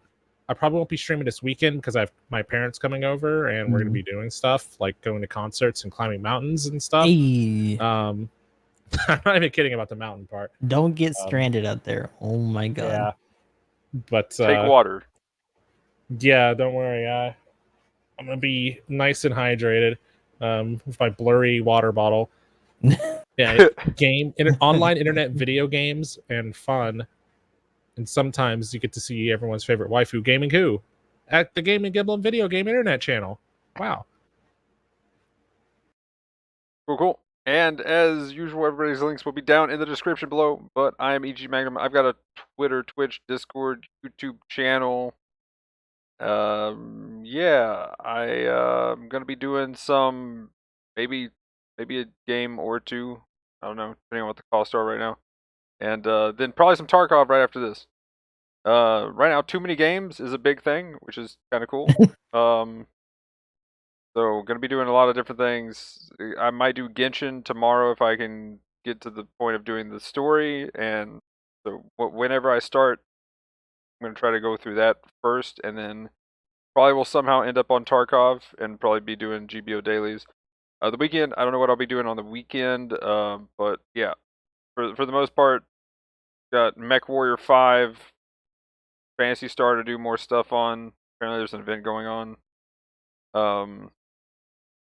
And Final Fantasy 14 is going to be something. No. Yeah, at some point, going to be pushing that hard because that expansion's coming out in Time like sinks 2 months. abound. 2 months and some change. So yeah. You gotta get in there for that raid life. Yeah, there we go. Also, Path of Exile stuff and things, of course, will probably be happening somewhat. There was like a big event that happened between. It was just like a community event though, but it was pretty cool. If I had known about it and actually signed up for it, I probably would have been doing that the past like 4 days or whatever. But yeah, now that I know that they're actually doing that, the way that they have it set up, it looks pretty cool. Pretty much just play softcore and gain score and for a team. So they put like 20 people on each team, and depending on what you do, so it's kind of like your own little group self-found kind of thing where you help each other out to have the winning team. So it's pretty cool. But other than that, yeah, lots of other games. Pretty much lots of variety of things. And now that I got a PC to do it, I'm definitely gonna pull back on having to just rely on playing my PlayStation for most things, and then trying to play the laptop on whatever I've got.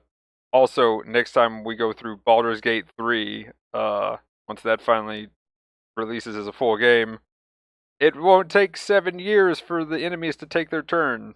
Because Fingers crossed. that was a sped up episode, and like that YouTube video that has that episode, I think I put the multiplication of like speed up. I'm pretty sure it was like 64 times speed, and it still was Oof. like 2 minutes or something, or like 4. But yeah.